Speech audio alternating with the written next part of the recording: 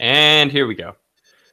All right. Thank you for joining us. Welcome to this special edition of Consistently Inconsistent Sports. This is your boy Colin here with just one other of the boys, Layton. Joining us for this special edition, we're going to be covering the NBA, our little preseason special, and specifically focusing on the over-unders for each team that Vegas has been so generous to provide us with today. Joining me, like I said, Layton, all the way up in Columbia, Maryland. How goes it? Colin, it's good to be here again. Special edition, Friday afternoon, maybe a little, wrapping up the workday. Let's tune into a little consistently inconsistent. Let's do it. Well, we'll start off with the Eastern Conference. We'll go top to bottom with the Eastern Conference, and I'm lazy, so the Western's jumbled up. So we'll start off with the Cleveland Cavaliers. They are projected for 54 wins. A couple notable losses, obviously, Mr. One Kyrie Irving moving to the Boston area for the Celtics and losing Darren and Derek Williams. But notable additions for the Cavaliers, they picked up Isaiah Thomas, Dwayne Wade, Derrick Rose, Jamison Crowder. Is that JaMychal Green or? That's Jeff Green. Jeff Green, Zizic, I'm not even going to try the first name, and Jose Calderon. So, Layton, what of these additions and losses do you see as being the biggest help to them as opposed to what they weren't able to accomplish last year? Well, obviously, like name value, Isaiah Thomas is going to be the guy. Unfortunately, battling through the injury, it's not looking like he's going to make his debut until maybe January. But I actually really like the signing of Rose and obviously Wade, but I think Rose in that system can really become a lot more efficient in that offense rather than just kind of flying down the court in New York. And now he kind of can play alongside Wade, play alongside LeBron, and not be a focal point anymore. Just be somebody who, when he gets the ball, can go take it to the hole, maybe see his assist rate going up. And I think even though Isaiah is going to be out for a while, D Rose is going to offset that loss. And this is going to be a team that is going to take the East by storm this year. LeBron's on a mission. He is on a mission. He's pissed about this whole Kyrie Irving situation. He's pissed about losing in 5 games to the Warriors. I'm taking the over here for the Cavs. So Vegas has them at 54 wins. I'm saying they're pushing for 60. This is a team that's going to hit at least 58 wins, and they're going to take the East number 1 seed this year. I like the way that they were able to reproduce Kyrie's productivity throughout multiple players. And through this trade, they gave up Kyrie and got back Isaiah Thomas after already signing Derrick Rose. Derrick Rose Right. is going to be the backup point guard to Kyrie Irving. And that in itself is terrifying. But now what is even more terrifying to a Golden State Warrior fan like myself is that they now have 2 starting point guards. You're going to have a whole half of the season for Derrick Rose to be able to get to know this team. And then at Christmas, Isaiah Thomas just gets to show up. So, yeah, this is looking like a team that you don't want to see later on in the season, especially come June, especially the addition of Jamison Crowder. Jamison Crowder? Yep. Jay Crowder. Sorry, not Jamison Crowder. Jay Crowder. His role is basically a better version of what Richard Jefferson had to do last year. And they still have Richard Jefferson, but Richard Jefferson can't come onto the court and hold it for LeBron while LeBron takes some time off. LeBron was in the playoffs. He was only sitting like 1 minute a quarter. He would sit down, get water, get a little towel action, and then hop right back in there at the next time out. But what I like here is that Crowder provides him with starters minutes, can come in and give him starter quality replacement as opposed to bench level replacement. What I see out of Dwayne Wade when he's with LeBron, Dwayne Wade with LeBron is a different player. We saw him in 06 when it was him and Shaq against the Mavericks, and that is a different Dwayne Wade than the person we see now. This Dwayne Wade is weathered. He knows how to. I'm excited. I am too. He knows what to do, and they still have J.R. Smith. So, I mean, I know you can now get fined for not starting players, but they're going to be able to rotate these guys in and out and keep them healthy all season. If Tyronn Lue, the coach, needs to do anything, it is learn from Greg Popovich. It is to go back and watch how he handled minutes in the twilight of Tim Duncan's career in they won in 2012 or 2013 when they beat Miami and LeBron's last year. I want to say 2013 when they beat LeBron in his last year. You saw that the reason they did that was because Pop was very smartly managing those minutes. He knew exactly what he was doing, and Tyronn Lue has a plethora of players here to choose from, and I'm going with you. I'm taking the over. I'm taking this team to maybe 62, 63 games. Ooh. It's gonna be a very impressive team. A team that's going to be is going to be one of the top 4 teams at the beginning of the season, but by the end of the season is going to be in the top 2. With the addition of Isaiah Thomas coming later on and working him into the offense, they're going to be a completely different team come postseason, and at least going to their 4th straight Eastern Conference final at the very least, if not their 4th straight finals appearance. And this is a team that wasn't even the 1 seed last year. They only won 51 games. So both of us are projecting them to basically win 10 more games or so. And we'll see what you have to say about the other teams, but I think we're both projecting this to be the top team in the East. Speaking of that, we'll move on to the next team up, and that would be the Boston Celtics. Probably had the most eventful offseason out of any team. The Boston Globe was definitely not short on ink. They were just story after story after story after story. Bill Simmons might have had a heart attack. I think he did. The day Kyrie got traded, they did an emergency podcast. He gathered up all the people that were at the Ringer that day. It was like, look, we got to talk about this now. And that was up like an hour after Kyrie was officially traded. But they're projected for 54 wins. Like we said before, they lost Isaiah Thomas. They lost Jay Crowder. But also in making room for Kyrie Irving and Gordon Hayward's contracts, they had to lose A.B. Bradley, Kelly Olynyk, Amir Johnson, and Zizic also went in the trade to Cleveland. But they added Kyrie Irving, a stud. Gordon Hayward, a stud, also plays League of Legends. Marcus Morris, drafted Jason Tatum, and signed Aaron Baines. This team, to me, I think when they traded Isaiah to the Cavs, with what I hope they realized what they were doing is clearing out dead weight, essentially.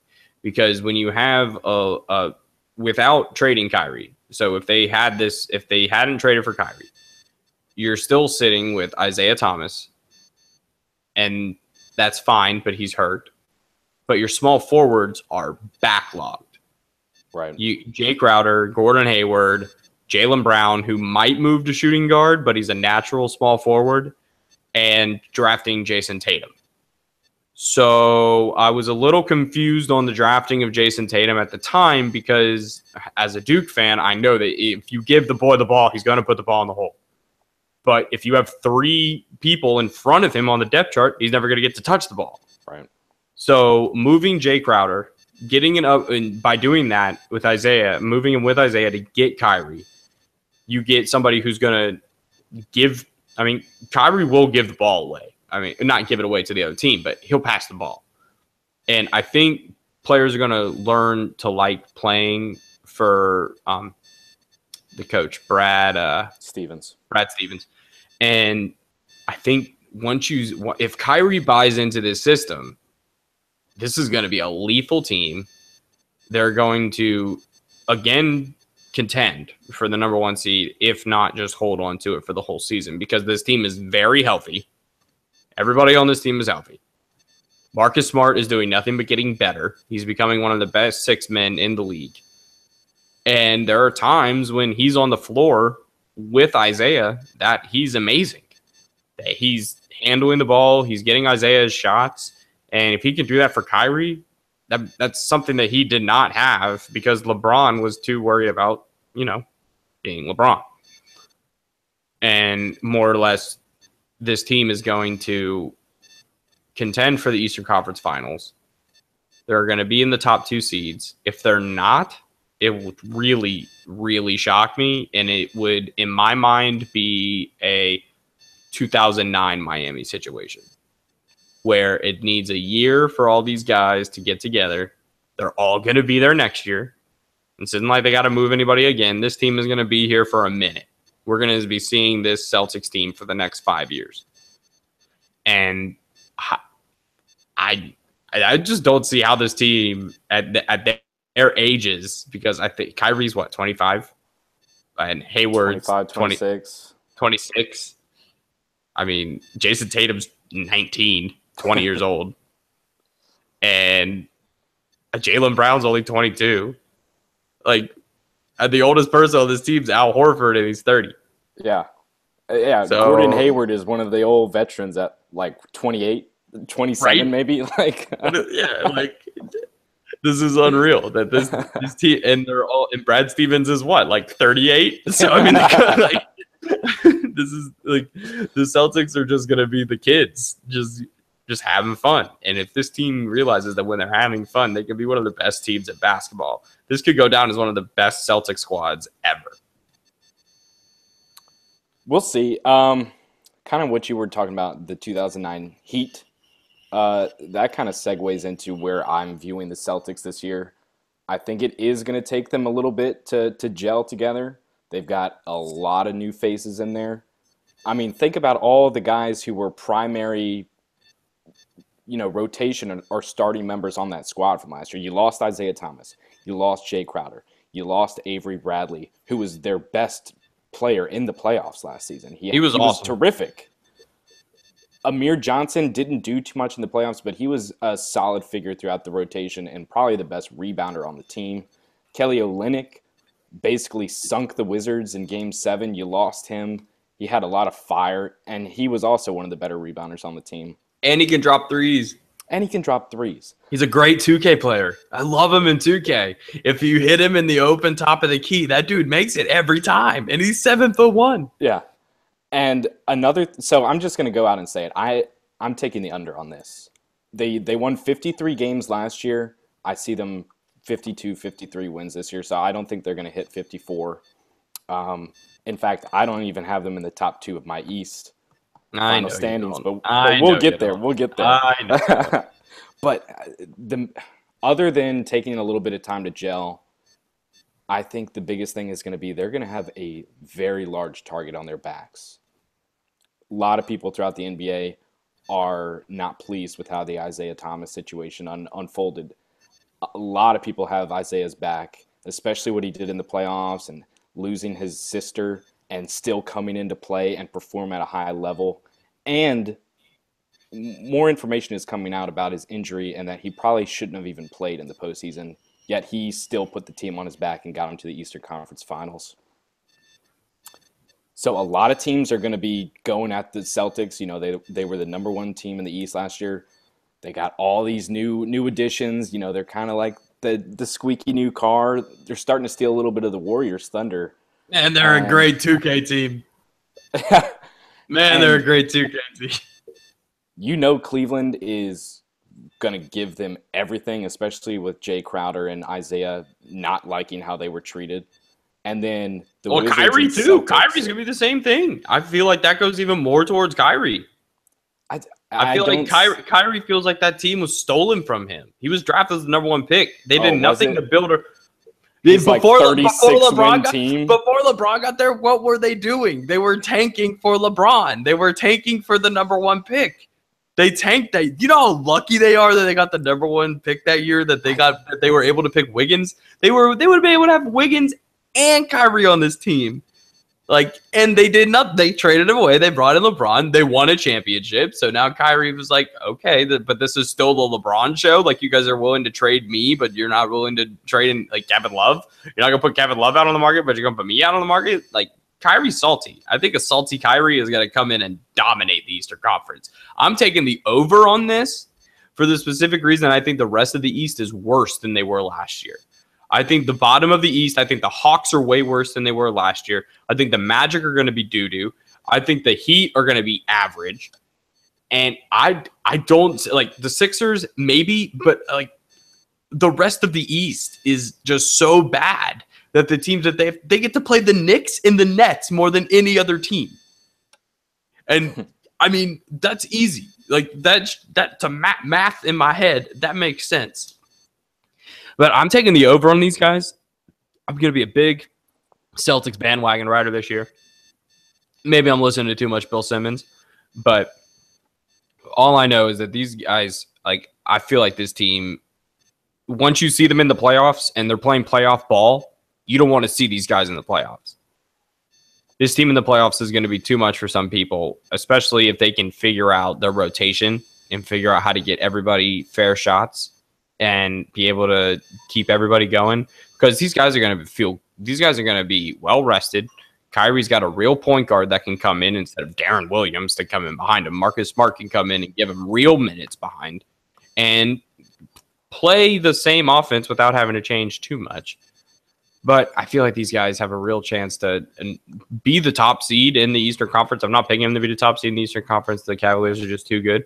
Okay. But as a sneaky 2 seed, that's a sneaky 2 seed. Like, even that's an even sneakier 3 seed. A 3 seed would be, I mean, they'd have to play a harder team in the East.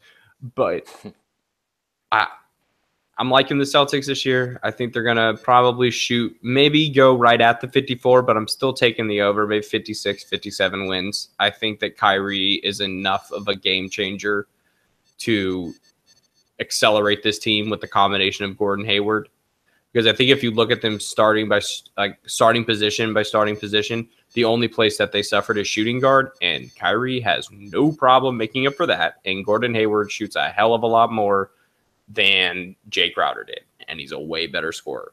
So I think if you're worried about the production loss from Avery Bradley, I wouldn't be too concerned about it.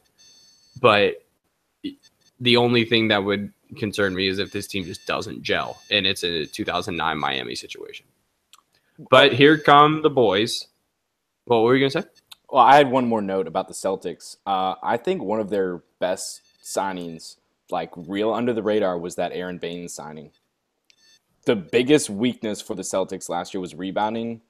Who do they go out and get? They get one of the toughest, grittiest, most just grind in the paint, get you those boards. He'll be fighting for every defensive rebound, and he'll be producing some offensive boards as well. You can't count on a guy like Al Horford to be your top rebounder. I think he's a power forward. Boards. He's a natural power forward. Right, he played power forward in college, and then Atlanta was like, nah, dude, you're not going to do that anymore. We need you to play the center position because we got Paul Millsap. So then he had to learn how to be a center. But don't even give me that, because he said all offseason, like, I want to go, like when he was a free agent, he said, I want to go play power forward. I don't want to play center anymore. So that's when I'm like, oh, the Wizards are actually going to get him. We're going to get Al Horford because we have Marcin Gortat at the 5. We can put him in there. And then, sure enough, the day before he ended up signing, word came out that the Wizards were the favorite. Al Horford talking to the Wizards. Then out of nowhere, Boston picks him up. And what's he doing all last year? Playing the 5. So I don't believe a word out of his mouth. Not a fan of him, obviously. Obviously, I have a lot of hatred for the Celtics. But, man, the Wizards-Celtics rivalry is one of the most exciting and up-and-coming rivalries in the sport. And I'm ready for another year of it. Which brings us on to the boys. The squad. Your Washington Wizards. My Washington Wizards. They're projected 49.5 wins. Losing Trey Burke, Brandon Jennings, Bojan Bogdanovic, and Sheldon Mack is out with an ACL for the whole year? Or did they just relieve him? At least December, but okay, probably. And they added Tim Frazier, Jody Meeks, Mike Scott, Devin Robinson, Mike Young. Layton, I'm gonna be completely honest with you right here. Those additions are not as good as they should have been. No, really the biggest addition would be re-signing Otto Porter because that's where all of our money went this summer. Right. Which I don't know if that's max money. See, I see him and Harrison Barnes right here, and they're not at that max level to me. Jimmy Butler is up here at that max level. And the fact that these guys are all coming out and getting these max contracts, like Otto Porter, like he is not the third wheel to your big three. To me, I'm with you. I don't think if your big three is Beal, Porter, right? I don't think those are max level guys. But it's a different league now. It is. You know, it's they didn't throw as much money this offseason as they did last offseason, and I think each offseason will start to become more realistic and less just throwing money in the garbage. Did they draft anyone? So they didn't. They actually traded. They only had one draft pick. They had their second rounder, who they traded for Tim Frazier, who I actually like a lot. Didn't he go to Florida? Tim Frazier. Well, this is going to be his third year in the league. I'm not sure exactly where he came out of college, but his rookie year he played. I think he actually won the D-League MVP, and then he played a lot of minutes when Drew Holiday went down, and he was very efficient. Obviously, you were talking about the Wizards' losses, only being Trey Burke and Brandon Jennings, two of the worst. He went to Penn State. They were two of the worst point guards in the game last year, especially Burke.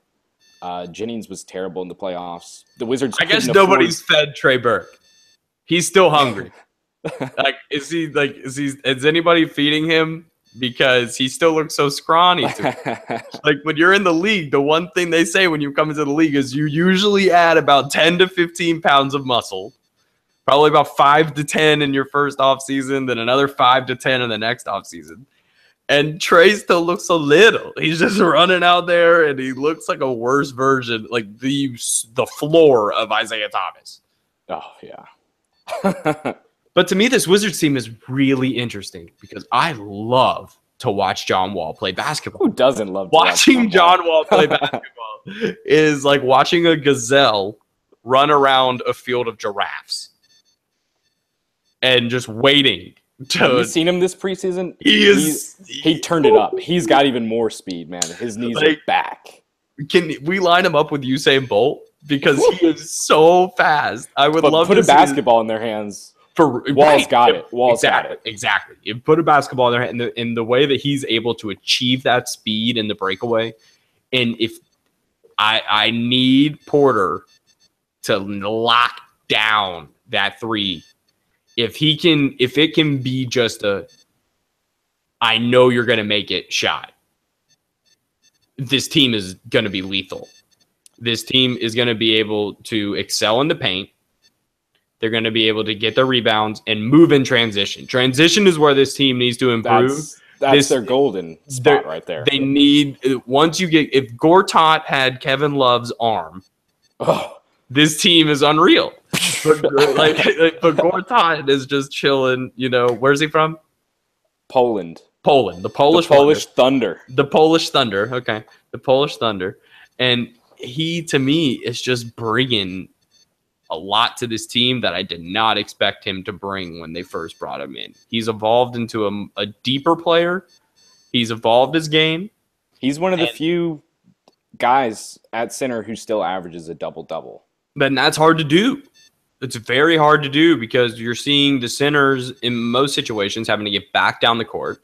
These guards are taking the rebound so they can initiate the fast break, right, or these ball dominant forwards like LeBron, point forwards ish.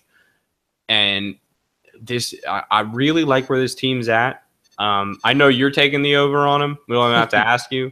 I'm going to take the over on him, and I'm taking the over on these top few seeds because I really feel like the bottom of the league is going to provide a lot more wins than they did last year. It's gonna make the Eastern Conference top. It's gonna make them look better than they did last year, just by wins. If you're looking at the standings, the top of the East is gonna look better than they did last year. But I think these Wizards have a chance to make the Eastern Conference Finals for the first time in a very long time. God knows how long. God knows how long. I don't think we were born. No, it was in the 80s. Yeah, Probably it was the in last the time 80s. they won the championship. Yeah. And Michael couldn't do it. 44-year-old Michael. Michael Jordan couldn't do this, but John Wall can. And here's one thing that I'm going to throw at you, Layton. Throw it. I don't see Gortat finishing the year as a Wizard. I don't hate that because there's a little guy in New Orleans. There's actually a big guy in New Orleans. Big guy. See where I was going with this? Yep. We need the Kentucky reunion. They talk about it every year. Every year. Are we going to reunite Boogie with John Wall? Because, God, that team was so much fun to watch. Oh, my gosh. That Kentucky team was so exciting. And the fact that Boogie's game has evolved so much, he could play any position if you put him in any position. He could play small forward. If you wanted him to play small forward, Boogie could play small forward. He's like Perry Jones III, but actually amazing. Right. Oh, exactly. Yeah, exactly. It's what Perry Jones wishes. Dreams. Perry Jones dreams about it. Right. But is Perry Jones still in the league? No, Perry Jones is not in the league. Okay. I think he's overseas. Okay. But I see this team maybe putting on 2 first-round draft picks, adding possibly to make for the money to Merc. Yeah, you got to throw in Porter probably. You got to throw in Porter, and I think the only thing that they could turn around and give you would be Drew Holiday.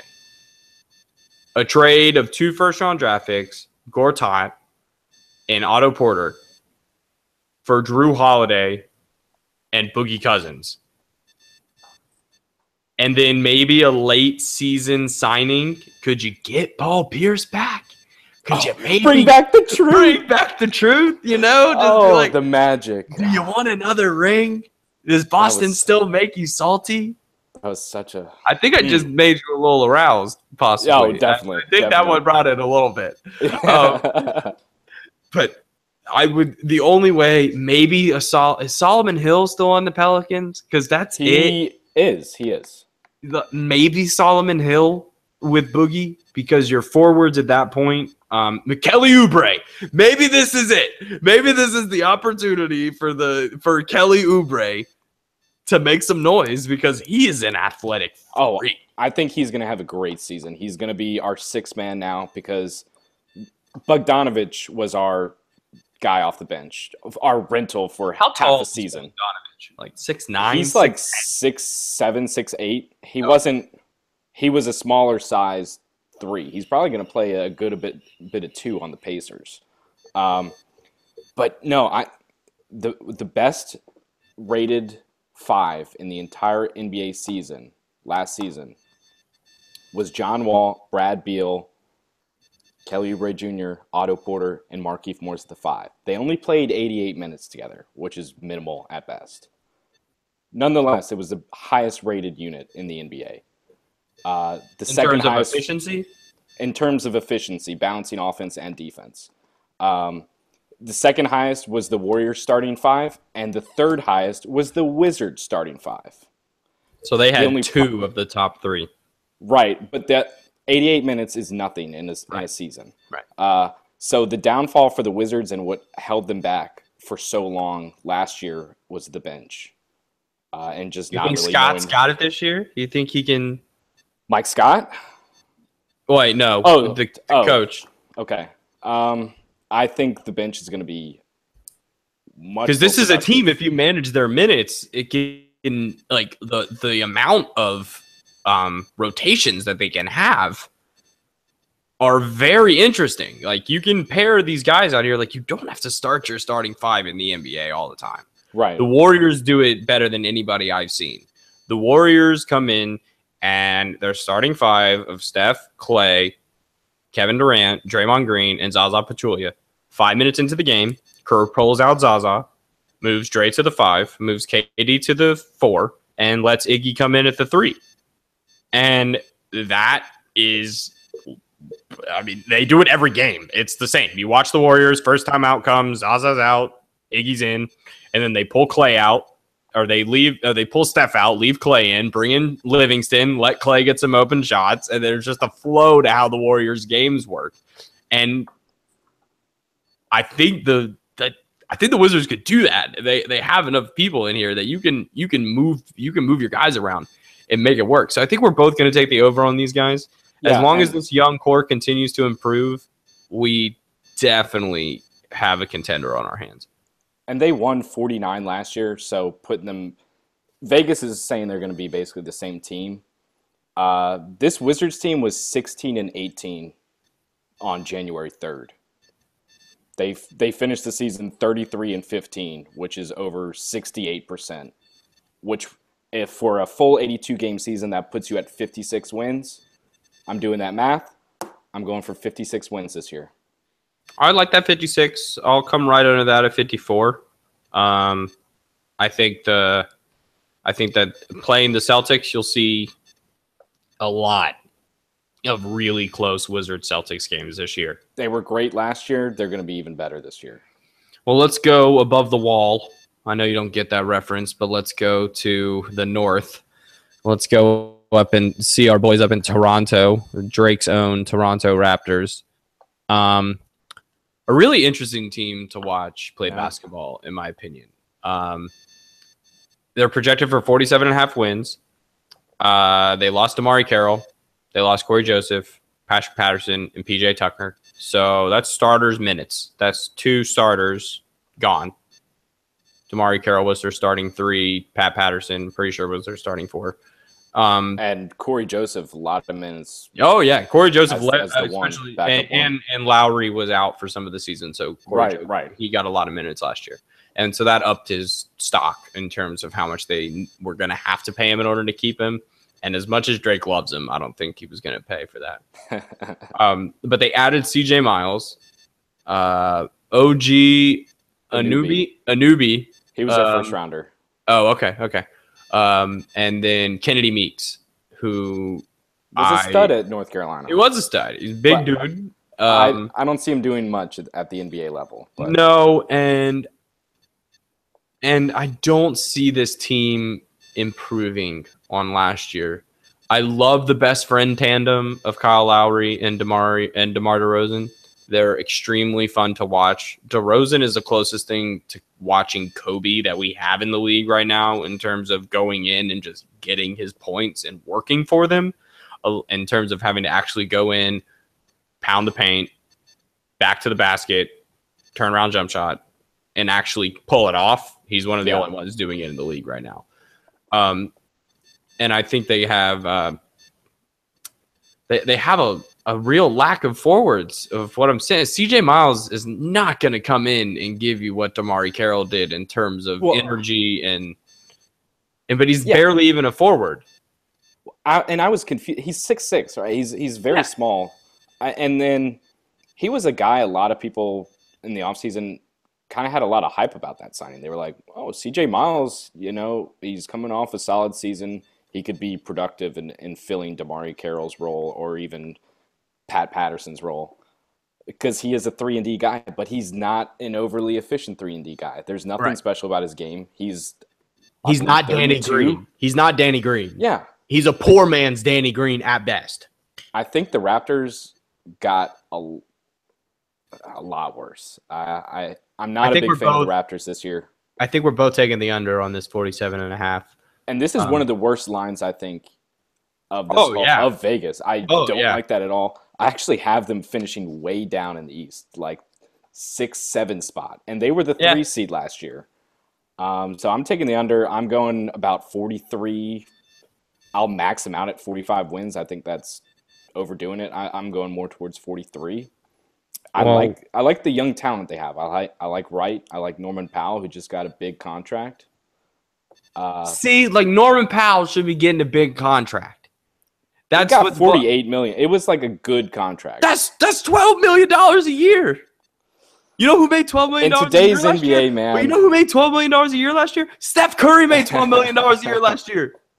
That man's making the same money as Steph Curry did when he won MVP twice. know. Twice. I like him, though. I like him. I'll tell you who I don't like, Serge Ibaka.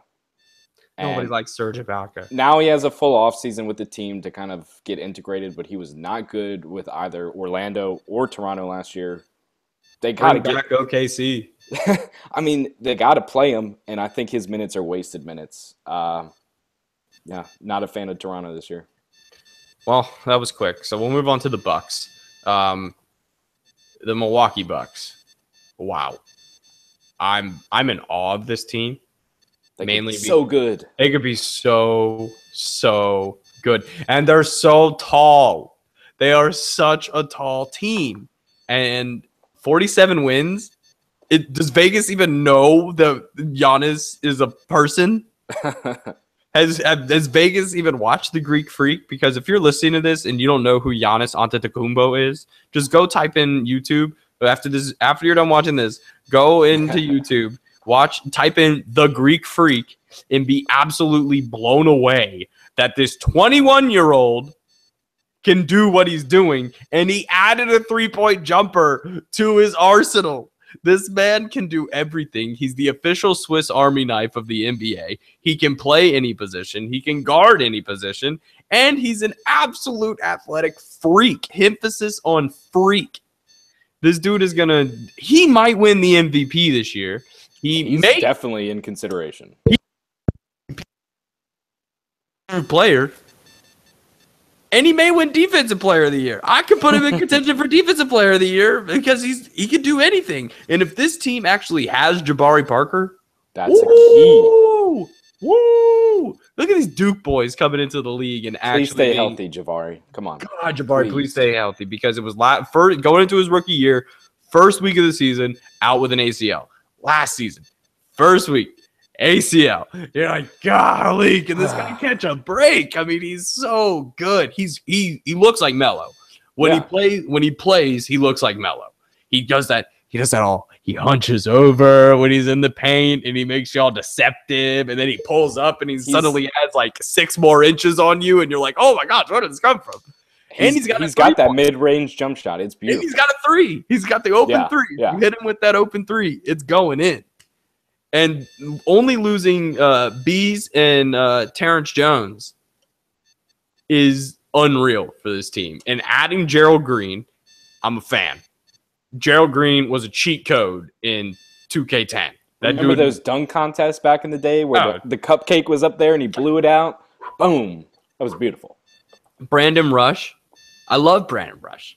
He was a warrior. I love Brandon Rush. He's solid. He's a solid dude to come in off your bench. He's athletic. He's a solid guy that can come in for the 2 or the 3. And I don't know much about DJ Wilson, but from what I've heard, he sounds like somebody who can come in and give you serviceable minutes. And I like Brogdon. Malcolm Brogdon came on last year and is unreal. I like Chris Middleton. Like, this team is going to be good. This team is probably going to contend for a top 3 spot in the East. And if you see them in the playoffs, count your blessings, make sure you go to church, and hope that the Greek Freak is just not bringing it. But that's not going to happen because this guy only knows one mode, and it's basketball. I like the DJ Wilson addition a lot. He was their first-round pick from Michigan. He's kind of a do-it-all, front court player. He has a mid-range game. Maybe he's not going to do too much this year, especially if Jabari is healthy and playing big minutes. Give me a comparison. DJ Wilson, I would say, like, if he can, like, his peak comparison would be, wow, he's on the Warriors now. David West. That's who I picture him. Because David West can hit you with that shot. He's a bit of a playmaker for his size. Got ourselves a ring chaser. DJ Wilson is just more athletic. So maybe has more potential than David West. I like the sound of that. This team, to me, if I had League Pass, I'm buying. I'm on it. I'm picking them. For sure. They're definitely going to be on my squad. Because I mean, to watch the Greek Freak every night play basketball, Let's not forget about Thon Maker either. Thon Maker is unbelievable. 7'1". Like, he's got a 3 as well. He's got a 3, and he's their center, and they still have Greg Monroe on the bench. Greg Monroe is coming up the bench. Remember when Greg Monroe was getting paid more money than Drummond at the Pistons? And I mean, this is unreal. If Monroe can, put his ego aside, he can come in and be one of the most serviceable replacement big men, because the way Maker plays, the way he plays, it takes a lot out of him. He's not too sturdy of a guy. He's still one of those guys who, if he put on 20 or 30 pounds in the offseason, it wouldn't hurt him. But he's probably one of those guys where, you looked at him in high school and you were like, how can you eat everything? He's like, oh, I don't know. I can just eat everything and I never put on weight. That's this guy. Yeah. So he's probably like, if they tried it, the only thing they could do is put him in the weight room. And he's probably like, I don't need weight room. I'm good. I don't need weight room. I shoot balls. As long as I shoot balls, everything's fine. But yeah, so I love the starting lineup of Brogdon, Middleton, Giannis, Parker, and Maker. That's insane.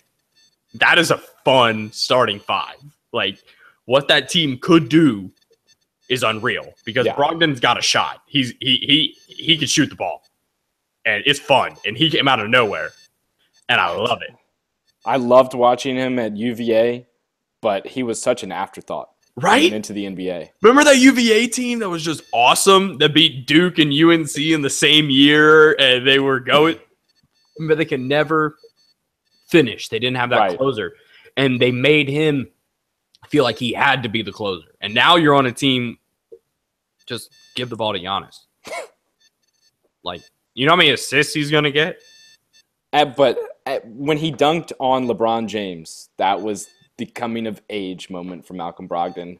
That was so much fun. My only thing about the Bucks is they were actually disappointing last year. They won 42 games, 1 game over 500, and they had pretty much the same roster. Obviously, Jabari was out. Giannis just took over, and if he didn't have the season he had, they might not have made the playoffs. But I'm with you. I'm taking the over here. I like the Bucks a lot. I like their depth. Hopefully, Delly starts to play like he did in the finals a couple years ago for Cleveland. Delly is open. Yeah. The Delly's open. Let's hit some threes, Delly, and play some tough defense. He was terrible last year. Where's that scrappy D? Where was that scrappy D from 2016? I need to see that scrappy D of you getting all up in Steph Curry's face and not caring that he's Steph Curry. And yeah, I'm going 49 wins for the Bucks this year. Put some firmly at my number 4 spot in the East. Well, let's move on to the close to me, close to you and your heart team. Let's go with the Charlotte Hornets. Looking like a team that's just kind of just kind of in the middle, just kind of floating in this middle of the East pack. And they're going to get lost in the fact that they're the first NBA team to ever wear Jordan brand uniforms. Kind of helps when your owner is the GOAT, but whatever. They're projected at 43.5 wins. I'm not a fan of that. I think this team is going to settle somewhere around 40, maybe 39 wins. They won 36 last year. It was and I don't see that as a 7. I didn't see this offseason as a 7.5 win improving offseason. But I like they lost Miles Plumlee and they lost Marco Bellinelli, which if you're going to lose 2 people, that's fine. Whatever.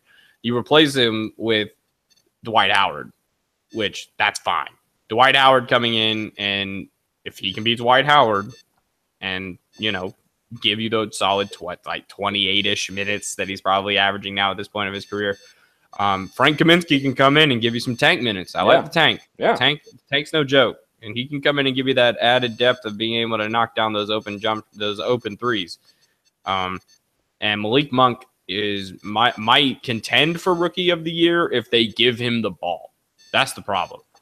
These guys that are coming out of college are getting lost in the woodshed. They're getting lost in the pine, on the bench when they come in their first year. And they need that experience of still being the man, because these guys who come in the top even given the top 15 to 20 picks in the draft, they were the man on their team. Well, here's my thing. So Charlotte obviously had a really disappointing season. They had been a playoff contender in the East for a few years. Kemba had another standout season, and they played well with Kemba on the court.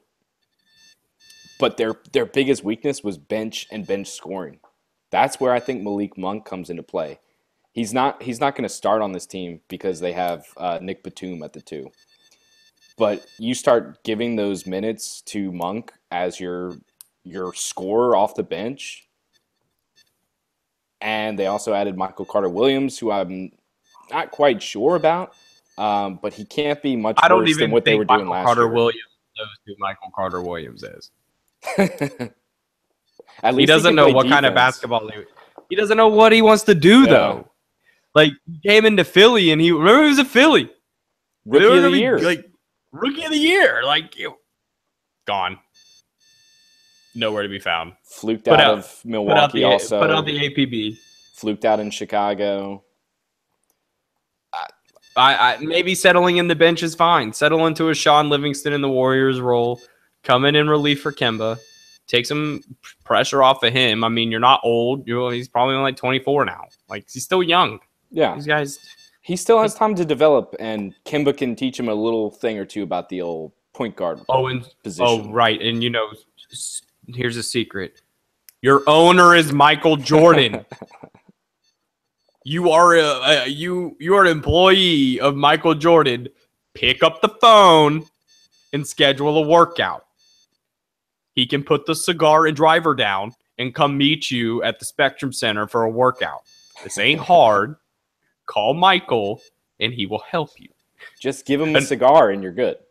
Yeah, he can smoke in the building. It's his building. If he needs to smoke a cigar to feel fine, he'll sit there and chew on your stogie. It don't matter. Let him do whatever you want. He's got Cubanos too. He'll let you have one.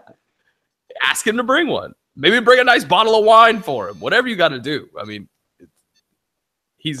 this team to me, though,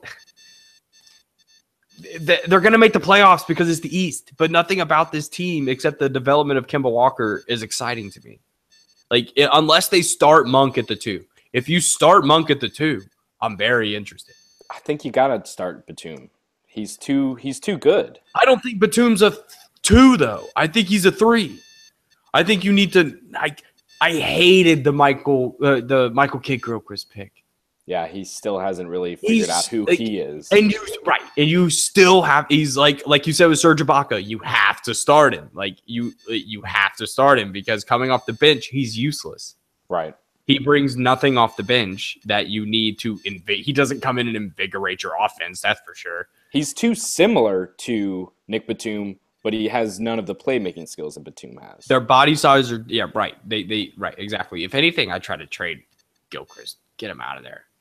Yeah, I'm not sure what kind of value they're going to get in return for that. If I could pull up 2K right now and tell you what his trade value was, it would probably be like a 2020 top 10 protected first round pick and nothing. There's no way they're getting anything more than that. That would be a steal, I think. If anything, the Lakers are going to take him for a Luol Deng money dump. Oh, that's it.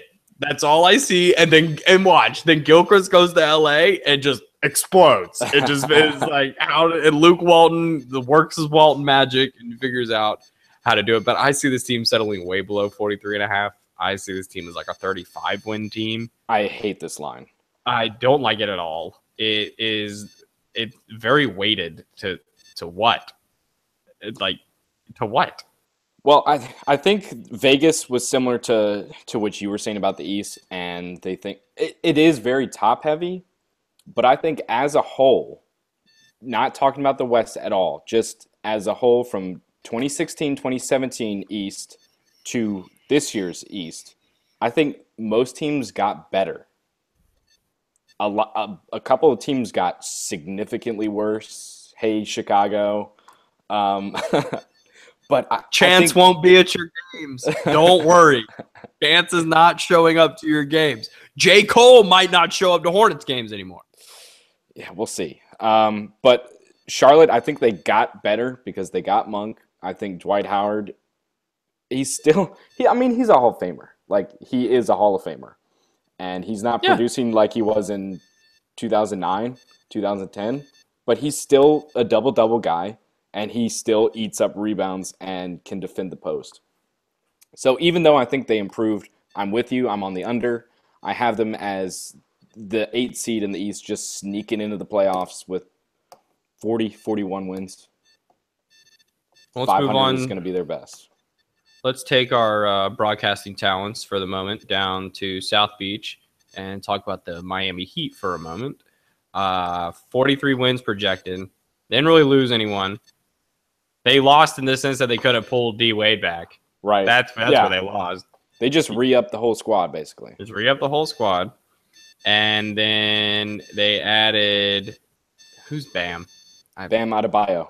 Kentucky, Bam Adebayo. first rounder. Oh, yeah. And Kelly Olynyk and Walton. Which Walton is this? DJ or Derek Walton Jr. Derek Walton Jr. Right. From Michigan. Right. I guess I like the addition of Kelly Olynyk, but I see Goran Dragic needing to really step up. Tyler Johnson needs to really step up. And Whiteside's is Whiteside's. He's going to get his 20 and 10 at least. And if he can get the 20 and 10, they got a shot to win games. They have shots to win games. They're not a team that's going to come in projected to lose most, unless they're going against the big boys. They're not the team that you're looking at like, oh, this team doesn't have what it takes to win, because they have players there that can do it. I just don't see this team as a playoff squad. Really? Yeah, not in my opinion. I think even on the East? Even on the East, I don't see the Heat as making the playoffs. Wow. I think this is one of the teams that didn't do enough to continue what they were doing last year. But if they can, after the All-Star break, they were a totally different team. One of the best teams in the league. One of the best just teams on in the pure record standing. I think this might be the last season of Eric Spoelstra in Miami. I'm not with you here. Okay. I'm actually I'm high on the Heat. Okay. I think they're going to be in the playoffs this year. They just barely missed it last season. Obviously, it took a phenomenal second half run and just waiters making everything, especially with the clock running down. But I think this is a talented roster. Goran Dragic is one of the most underrated point guards in the game. You never hear anyone talk about him, but he's very good. Obviously, Whiteside. Another year for Justice Winslow. I do like Justice Winslow. Yeah, let's finally get him some action, make him look like a lottery pick. If like he realizes he's Andre Iguodala and not Kevin Durant. Yeah. I also think another year of development for Josh Richardson, for Tyler Johnson. Deion Waiters is still young, still improving. I like the Olynyk signing. He's such a crybaby. And I like the Bam signing. I mean, if all Bam is going to do is just throw down oops and block, he's kind of like Nerlens Noel, but not an athletic freak. I like the Heat. I'm going over. You're going over? I'm going under. I'm going 44 wins. So I like the line a lot. Okay. But I'm going 44 wins. I like the Heat. Well, a team who have been in a little bit of a process, if you would call it. It's been they definitely trusted it. They have. The Philadelphia 76ers. I think stay healthy. I think this is the year they pull it. I think this is it, dude. I think we finally have the Sixers that we've been promised, that we have been told to wait. They told their players, wait. They said, trust the process. Everything's fine. I love what I'm seeing out of their ticket office. Their ticket office is lit. Every time they get a sale, it's like Wall Street. They run over and ring the bell, and the whole place goes crazy. They could have sold 10 seats to a retirement home and the whole place goes wild. The same reaction as if they sold 150 seats to Coca-Cola. They're going absolutely berserk. And this team is finally got a roster that really excites me. Markelle Fultz is a very, very exciting young player. One who at Washington, I think they only won like 15 games at Washington. They did make the tourney, so that they make the tournament. Big deal. And neither did Ben Simmons when he was at LSU. So these have kind of been guys that have just kind of been able to sneak under, if you only watch college basketball for the tournament, you probably don't know a lot about these guys. Right. Ben Simmons coming out, this could be one of the transcendent players when you pairing him with Fultz and a healthy Joel Embiid. A healthy Joel Embiid could be the best player in basketball. A healthy Joel Embiid is absolutely insane, and Rihanna needs to answer the DMs right now. This is unbelievable, Rihanna. You need to answer this poor man's attempts. He's such a fun guy. Give him a chance. Give him a chance. Do you see this guy? He's running around. He's talking like, they can't guard me. He dropped a 3 from inside the Sixers half-court ring last night. He thought he was Steph Curry. He thought, and he was. He really did. Yeah. And he nailed it. And he looked at his guys and he's like, you can't bleep and guard me. You can't. They're like, I'm too good. And Fultz is just Russell Westbrook reincarnated. But he's not the only one that's going to have to do it. He's not going to have to do this all by himself like most of these rookies. Most of these guys that have come in and on rookie teams, like Kyrie when he came in for the Cavs, they have to do it all themselves. He's not. Fultz is going to come in, and he's like, oh, there's guys here who also like to play basketball, who are not just doing this for the money. But I think that this team has a chance to vastly exceed the 39 and a half wins projected. This team is going to exceed that, in my opinion, if they stay healthy. The caveat for this 76ers team is if they stay healthy. They have to stay healthy. If they are not healthy, then there is nothing more that you can say for this team. Joel Embiid goes down. Jahlil Okafor, I love him. Went to Duke. I love him as a talent, but he has not shown out in the NBA. His game is not translated. He is not getting – he was able to dominate the paint in college and just be bigger than people. But everybody in the NBA at your position are the same size as you. Granted, you're 6'11", 275, and most centers these days are 7 foot 265. But Okafor has a chance to provide some very serviceable minutes. Dario Saric, right? Mm-hmm. Yeah, I like him a lot. I like him a lot. He was one of those guys that they drafted and they let him stay in Europe for a few years and they brought him back. And he trusted the process. He trusted the process. Trusting the process is going to be very key for the 76ers because they've finally been able to turn around. And who do they bring in? Another Dookie. JJ Redick coming in to lead this team. Old man JJ coming in, can still shoot. My favorite free agent signing of the season. Without a doubt. Without a doubt. He's unreal. He can shoot the lights out of the gym. Still at 33. Still shooting the lights out of the gym. You're not stopping him. And he's going to get open shots. He's going to get more open shots in Philly than he was getting in the Clippers, which is insane to think about. But this team, trusting the process, I think it leads them into the postseason. I'm taking the over on this. I think this team could be as high as the 6th seed by the end of the season. I'm going 5 seed. 5 seed. Wow. Yeah. Okay. Sixers hype. I'm high on the Sixers. Yeah, let's go. Start it up. Start the train because it just rolled into the station. This team, I'm loving the over. And when your only losses are Gerald Henderson and Ilyasova, nothing really to write home about. I'd have traded. Didn't even shed a tear at all. And nobody in Philadelphia did. Nobody had a Gerald Henderson or Aaron Ilyasova jersey in Philly. I can guarantee you that one. Maybe their girlfriends. Maybe not even their girlfriends. Their girlfriends probably had Joel Embiid jerseys. This team is going to be a lot of fun to watch. This is going to be Ben Simmons' true rookie year. He went out early last year, so he is one of those guys who's eligible for Rookie of the Year. And I think you're going to see these guys mesh very well together. So now we're getting into the bottom of the Eastern Conference. I assume you're taking the over? Yeah? Over. I'm going, let's see, what did I have here? 46 wins. 46 wins. Well, let's get into the teams who are not going to be that. And that first one, we got the Detroit Pistons. A long way away from Chauncey Billups and Ben Wallace. A long way away from that team. Bring back Sheed. Right. Bring back Sheed. Bring back Chauncey. And let's roll. Rip. But adding Avery Bradley in replacement for Kentavious Caldwell-Pope and adding Luke Kennard. I love Luke Kennard. That boy can shoot. You know who broke LeBron James' scoring record in high school? Luke Kennard broke LeBron James' Ohio State scoring. I have a little bit of insight onto Luke Kennard.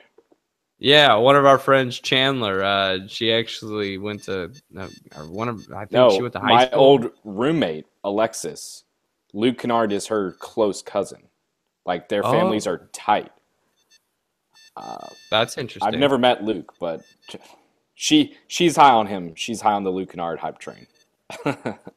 So losing Aaron Baines, yeah, that's gonna be big because now Drummond's really gonna have to do everything, and he's not sturdy. He's really fragile as a big man. Always worried if he goes down, that team just falls apart. Stanley Johnson, if he turns it around this year, I usually give rookies 3 to 4 years before I really call them a bust, right, especially at the small forward position. Small forward in the NBA is way different than in college. It's a more physical position. It's more defense, less offense than people think.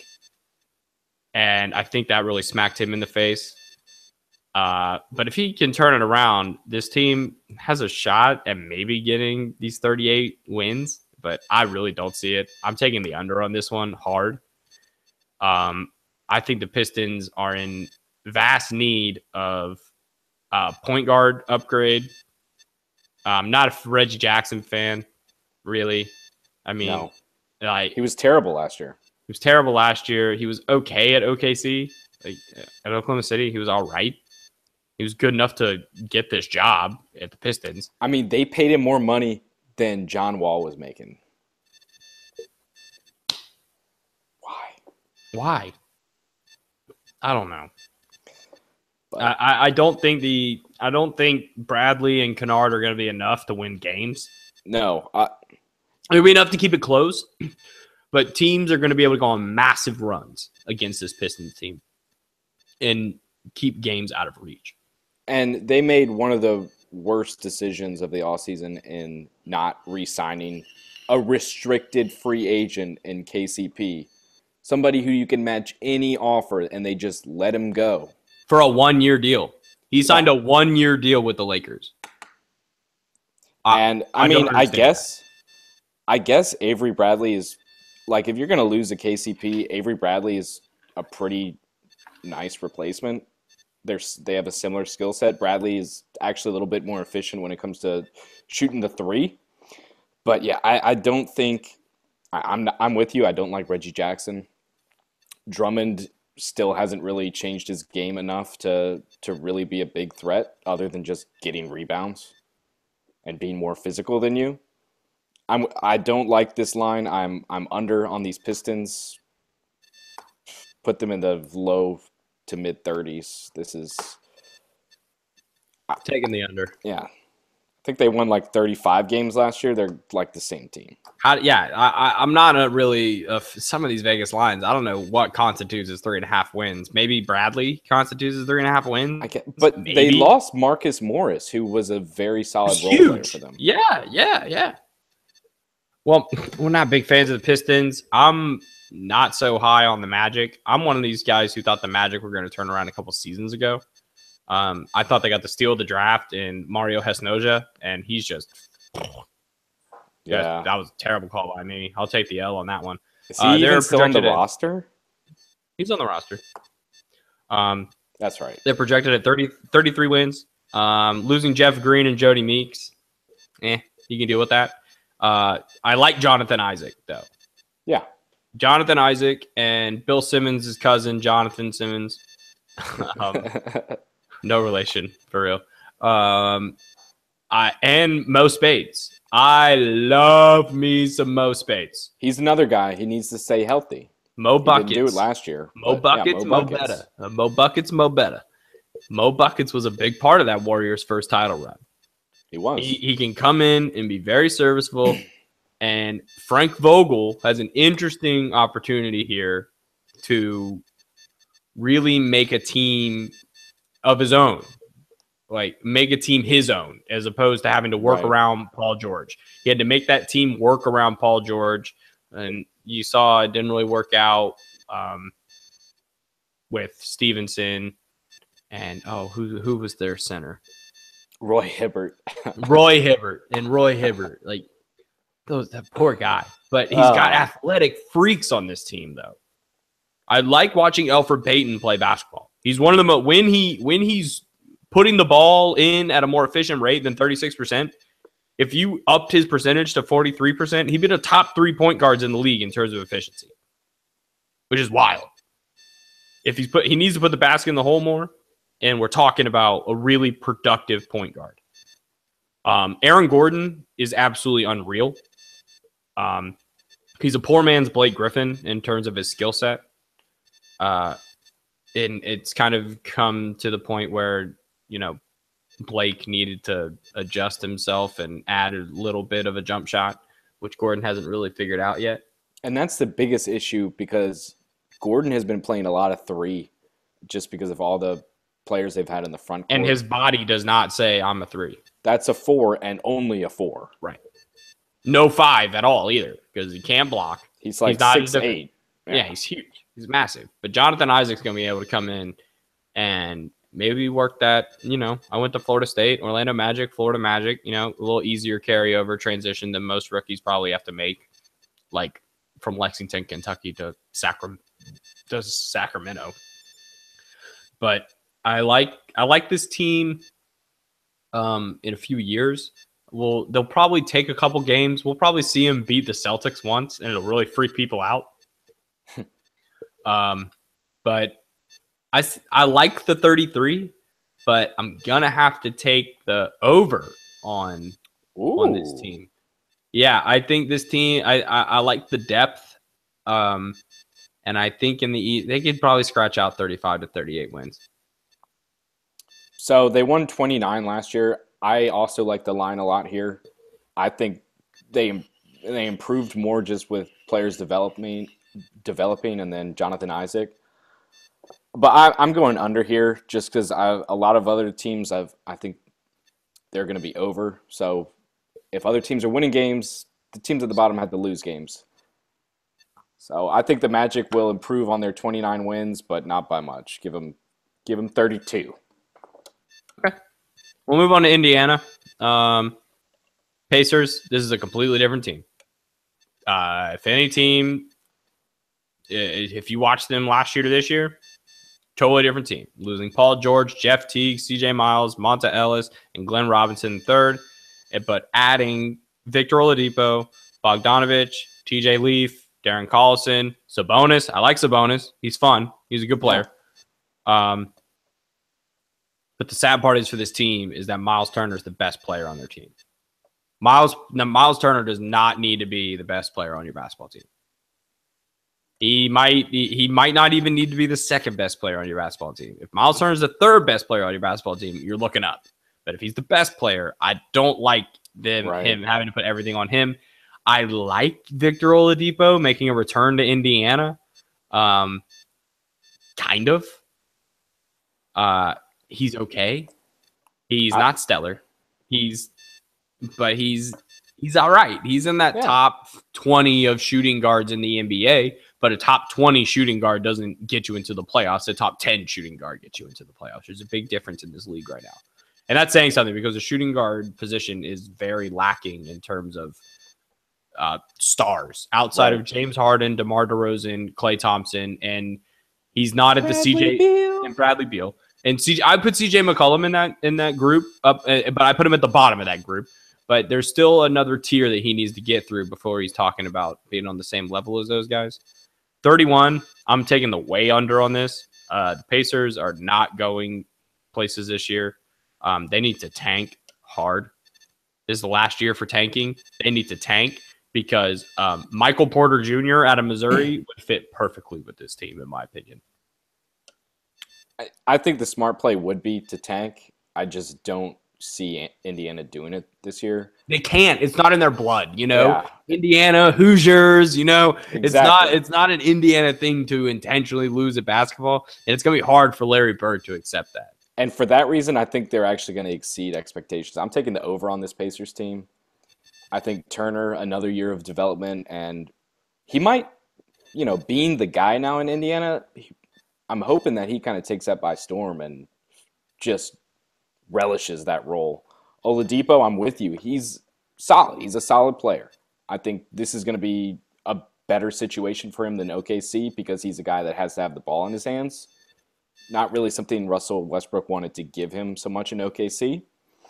And then sneaky signing was Bojan Bogdanovic, who can shoot lights out and just heat up out of nowhere, scoring off the bench. He's probably going to start for Indiana. Definitely going to start. He's going to start because they lost C.J. Miles, so he's going to replace C.J. Miles, and he can score a hell of a lot better than C.J. Miles can. I like Darren Collison too. Yeah. I like Darren Collison. He's not bad at all. Yeah, I think this is going to be a better team. He's not Jeff Teague, and we'll get to him later. This is going to be a tough team. And they still have Thaddeus Young, too. They're going to be... Don't even bring up Thaddeus Young to me. I will trash all over that scum. I will just trash him till I will take him out to the side of the road on Wednesdays. Don't even. Al Jefferson, too. They got some bodies. God, man. I'm going 35. I'm going 35 But wins. see what you have to pull to even make them sound good? You just had to bring up Thaddeus Young and Al Jefferson. I don't like this team. I don't like the way they're put together. I think this is like somebody on 2K is trying to blow up their roster and tank for first round draft picks and just have some fun.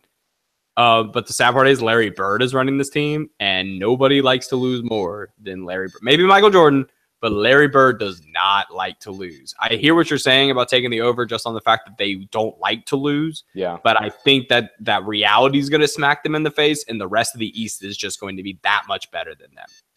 But they were able to get a good draft pick in TJ Leaf. He's somebody that they can develop. He's fun. He's fun. Yeah. He went to NC State, right? UCLA. UCLA. Oh, yeah, UCLA. He was one of Lonzo's running mates. Not one of those white players, right, LeVar? So this guy's at least got the LeVar Ball blessing. We'll move on to New York. He's white. He's one of the guys. No, he was one of the ones that LeVar was talking about. Oh, God. He was the best player on the team aside from Lonzo. It was. Oh, for sure. Yeah. Well, LaMelo, but he's not even on the team yet. Yeah. And LiAngelo. Yeah, throw them all in there. Yeah. LiAngelo, the fact that he even said, my middle son's not making the league. He already said he wrote him off. What kind of dad are you that your one goal is to get all of them on the Lakers? Is your goal to get LiAngelo on as a towel boy? Is he gonna be the guy that's handing Lonzo his towel when he sits down? He keeps going back and forth. This guy is an incoming freshman for UCLA, and LeVar is just one minute he's yeah, he's not making the league. Lonzo is a one and done. LiAngelo is a guy who needs to stay in school 4 years, please. 4 years. Get him in there, and then his junior year, I guess, would be because his junior year, because this freshman year would be LaMelo's junior year, but LaMelo is staying and he's not going to be in high school. So he has 2 more years before he can go. So it would be his junior year. So you got 2 balls on UCLA. All right, let's get off of this. Oh, my God. I hate the balls. God. I mean, I got respect for the black dad who's around too much. You can't really fault that. We got the New York Knicks, though. They're going to suck. They're going to be so bad. So bad. They're at 29.5. They might not even get that. They lost. Enes Kanter. Yeah. Kristaps Porzingis. I'm not the biggest Cancer fan. He doesn't play defense. Michael Beasley. Still barely plays defense. None of these people play defense. Wait, but they're going to score points. Did you hear Michael Beasley's interview? Yes. He was like, yo, I could still be the best ever. Like, I love that. I love that confidence. I love the Knicks. Not really, but like, give them 31 wins. They're going to go over 29. Tim Hardaway Jr., obviously, growing up, I loved to watch Michigan play, and that included a little Trey Burke and Tim Hardaway Jr. action. Growing up, what was our freshman year of college? Well, that was 4 years. That was 4 years. I watched those kids in high school. Oh, okay. And then they peaked in college. This is your ball of life generation. My ball of life generation is like Kyrie and Jason Tatum. Now Ball. Wait for Ball. If you don't know who Ball is, BOL, and enjoy. I do. Oh, my goodness. Yeah. Oh, man. Well, I'm just going to smile just thinking about him in the NBA because he's going to swamp on some people. But see, I'm not even talking about the Knicks. I like Kristaps. I think he's cool. I think getting Phil Jackson out of there was the best thing possible. He just wasn't, from what I heard, very good in negotiations. Still thought he was a coach. I don't think he cared. I don't think he cared either. He was just doing it to make money. And he's still making money for the Lakers. The Lakers are still paying him. And now so are the Knicks. And now they're still paying him. Fired him. Still got a buyout for him. I like Doug McDermott. That's for sure. He can shoot. Maybe the combination of Beasley and McDermott at the 3 is enough to win you a couple games. But I like this team at 29 wins, so I'm going to take the under at this 29.5. Yeah, I don't think they get to 30 wins. So I actually think the Knicks are going to be exciting this year. I think first year post Melo, all that drama of Phil is gone. All that drama is kind of washed out. They've got a lot of talent in the front court with Kristaps, with Willie Hernan-Gomez, Enes Kanter. I like Hernan-Gomez. You said it. He can't defend, but the guy can score from every level of the field or the court. Tim Hardaway Jr. obviously got paid a lot of money, but I think he can be special. He has a lot of potential with what he can do on offense and has the athleticism to play D. And let's not forget about his dad, who's still probably teaching him a few things here. I don't like this line. I think it's too low for the Knicks. I'm actually giving them 36 wins. I don't have them make the playoffs, but they're not far down. I actually have them as the number 10 team in the East. Wow. Well, I'm going to have to just swamp on that. I don't like the Knicks. I don't think this is going to work. I think the Knicks are at least 3-4 years away from competing again. They need a very, very strong draft this upcoming year. They need to let somebody take control. If you want to let Porzingis do it, let him do it. But don't bring in other people to try to take that away, because you're just going to keep adding in new faces and have to reintegrate people. I think working these people in organically, the best thing the Knicks have done lately is actually nothing. I thought I had something, but I have nothing. They were able to get Sabinas and Kanter. Yeah, I guess. And the Melo, I was starting to think that they would never get anything for him, and Melo was just going to sit there and rot. But right across the way, down in Brooklyn, a little team called the Nets had an eventful offseason. Getting D'Angelo Russell, Damari Carroll. Snapchat superstar D'Angelo Russell. Oh, that poor guy. God, just got ripped for that. Alan Crabb. I love Alan Crabb. Remember, they signed him 2 years ago. Right. And then Portland matched the offer. Right. Exactly. So this was kind of like, all right, guys, I'm back. I wanted to come here. Jay-Z, what's up? I got you.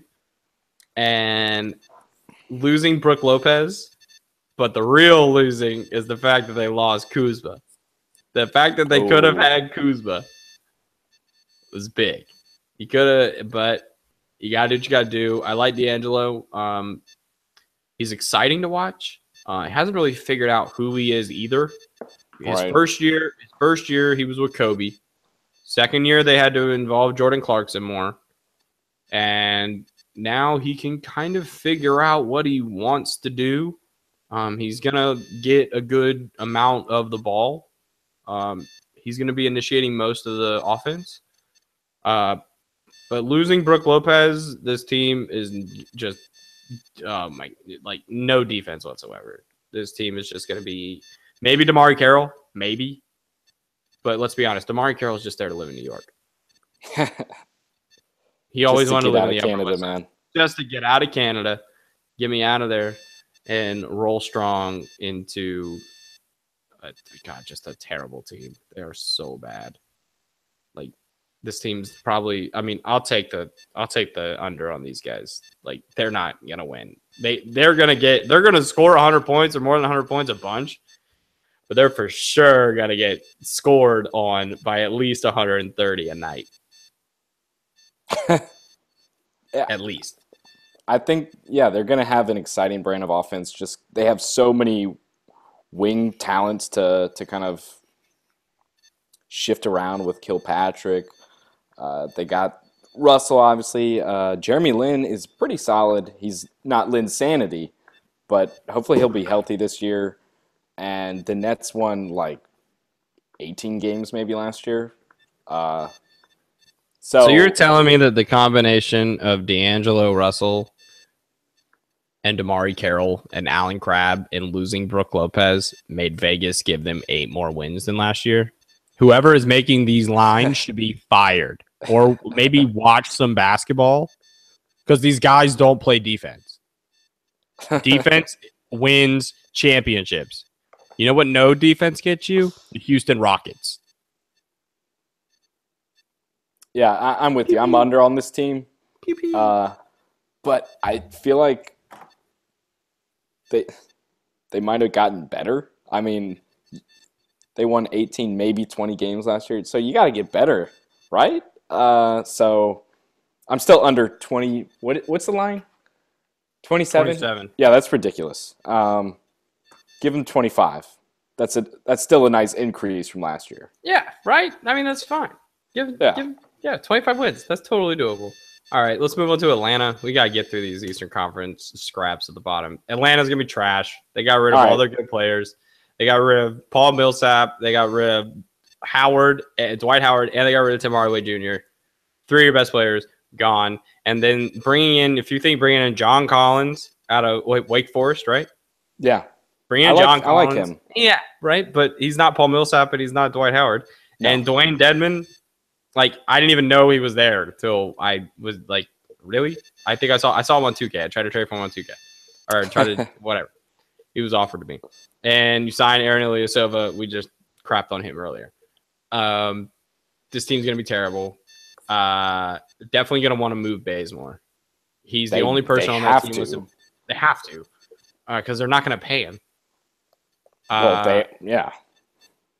You got Schroeder, you got Print, you got Bembry and Collins. You got a nice little young core to build around, but it's going to take a major free agent signing. And right now, nobody wants to go to Atlanta. Who doesn't want to live in Atlanta? I've been to Atlanta. It's such a popular spot, man. It's just not for NBA players. 2 Chainz is there. Come on. 2 Chainz. Come on. T.I.'s from there. Migos. All these guys will come watch you play Young basketball. Thug, come on. Come on, guys. Get your act together. What are you doing? That actually reminds me of the playoffs when Quavo was sitting next to Julio Jones during the Wizards Hawks series, and at the post game, they asked Wall about it or whatever, and he was like, "Yo, we did it for the culture." Oh my god. Oh my god. And Bradley Beal was sitting next to him and started dying laughing. Do it for the culture. Okay. But I'm taking the under on these guys. There's no way this team gets 26 games. Absolutely not. There's no way. In a normal year, this would be the worst team in the East. But they're going to be the second worst team. Because of the Chicago Bulls. Because the Chicago Bulls no longer want to play basketball. They lost Jimmy Butler. They lost Dwayne Wade. They lost Rondo. Basically, they lost everyone. And they added Zach LaVine, Chris Dunn, Mark Cannon was their draft pick, who I've heard is Dirk-ish. Yeah, they call him Lil Dirk. Lil Dirk. So Call him Lil Dirkish. Lil Dirkish. That's his rap name. Oh, I don't want to hear him rap, though. And signing Nikola Mirotic, re-signing him. This team needs to do one thing and one thing only. Tank. all the tanks. All the tanks, all the time. Lose every game and pray you get the first pick. Pray. Hard. They need to spend all of their money on the tank budget. Just all of it. Well, yeah. So that's the East. I really don't have anything else to say about Chicago because they're just going to be bad and they just need to tank. And there's nothing exciting about this team because they just brought over the Minnesota backup front court or backcourt and put them on there. Chicago needs to be really thankful that they have the Cubs because if they had the Cubs from 6 years ago, along with these current Bulls and these current Bears, it would feel like Cleveland. Yeah, it would feel like Cleveland. So, Cubs, congrats. Yeah, we'll move on to the Western Conference. We're not going to go in order from top to bottom. Throw it around a little bit. This is alphabetical. We got the Dallas Mavericks sitting at 35.5. I like that for the Mavericks. Getting Dennis Smith with the 10th pick was huge for them. I like him. The fact that he fell to 10 was huge. The fact that the Bulls didn't draft him at 8 is even crazier. He's exciting. Give him the ball. Let him do what he does. They re-signed Nerlens Noel. Somebody finally gave Nerlens Noel a contract. But this is really just going to be the farewell tour for Dirk. He said this is his final season. 20 years in the NBA. That's insane. Dirk's just been in basketball since I've ever been watching basketball. I don't know basketball without Dirk.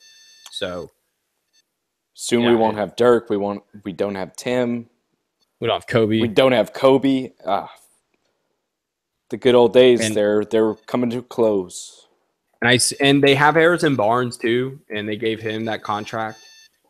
But I don't see this Mavericks team competing in the stacked West this season. The West is just too good, and they are at least 1 to 2 seasons away. At least a couple more draft picks away. And one more marquee free agent signing to really Cuban's got to get something, man. He'll get something. Wesley Matthews is not the signing you need to make Mark Cuban. He's not. He still hasn't recovered from DeAndre. Really though, that was insane. That was drama. That was a soap opera. Where's that movie? Where's the 30 for 30 on the DeAndre Jordan contract offseason? That was insane. I mean, Blake coming over to his house at 11:45. Probably showed up with a box of wine.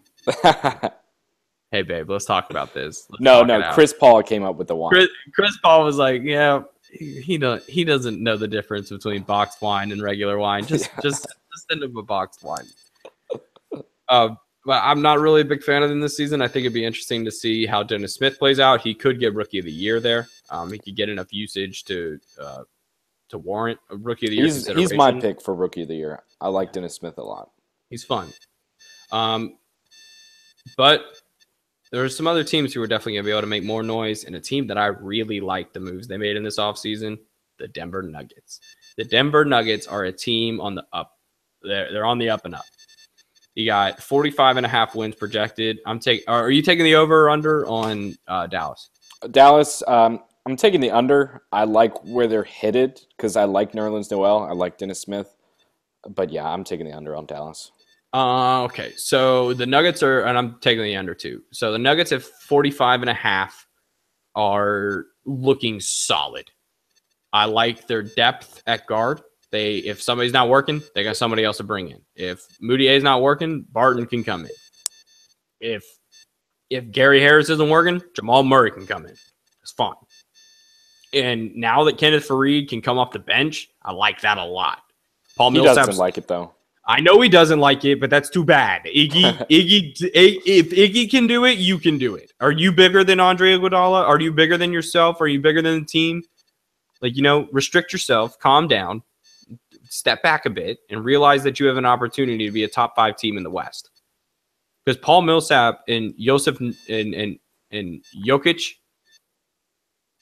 is it Jokic or Jokic? I think it's Nikola Jokic. Nikola Jokic.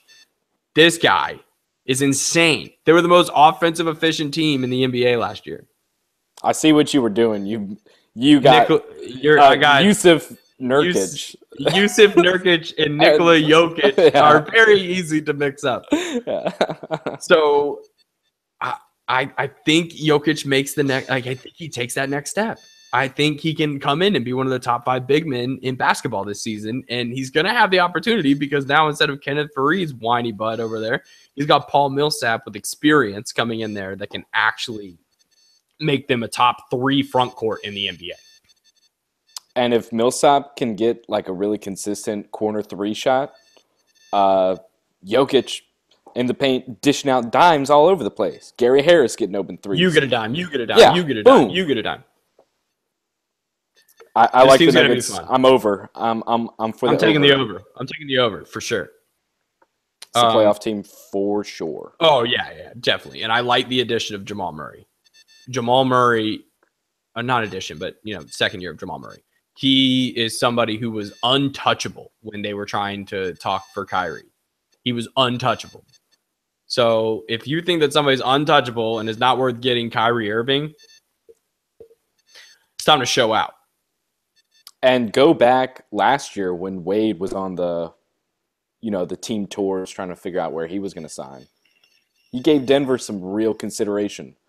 So it's a city that players want to go to. Denver is on the steady up and up. Well, one team who's just, going to go down as one of the top 5 greatest of all time. Who are they again? They're the Golden State Warriors, champions of the basketball world, projected at 67.5 games, and that is an insult. 67.5 is an insult to this basketball team. What were they projected last year? Probably like 66. Because I feel like they can't put up 70. I feel like it's just against the rules. Okay. It's such a high. It's crazy. They didn't really let anybody go. No. They kept the squad, and then they added Nick Young, Swaggy P, hope you make your threes, Swaggy P. And they drafted Jordan Bell, who to me is very exciting. Steal. Absolute steal. He plays Warriors brand of basketball, and he knows exactly what to do when he needs to do it. I think he's somebody who can come in and make real noise this season. Oh, I just remembered who y'all lost. James Michael McAdoo, man. What are you going to do to supplant his old usage and efficiency and just dominating presence? Let me tell you exactly what the Warriors are going to do. Nothing. He had 5 minutes a game last season. Maybe. And probably only played in 18 games. 18 games, maybe. Maybe. And now Damian Jones is coming in after one season in the G League. Hashtag G League. And I like Damian Jones being able to come in this season, and he's going to be a name that people are going to know by the end of the year. Center out of Vanderbilt. Big opportunity to come in and give relief minutes to Zaza and JaVale McGee. Great. Can now shoot threes, JaVale McGee. JaVale and Swaggy back on the same team for the first time since the old lockout season on the Wizards. Woo. Those two together were a nightmare for each other just because of the terrible situation they were in Washington. Now, with what Golden State has going, Oakland. Now they get to hit Oaktown. Hang out. I love Swaggy, man. 510. I miss both of those guys as a Wizards fan, but I'm looking forward to them doing some big things out in the West. How much does a full offseason improve? How much more does a full offseason, as opposed to just from July 4th on of last year, improve this Warriors team, in your opinion?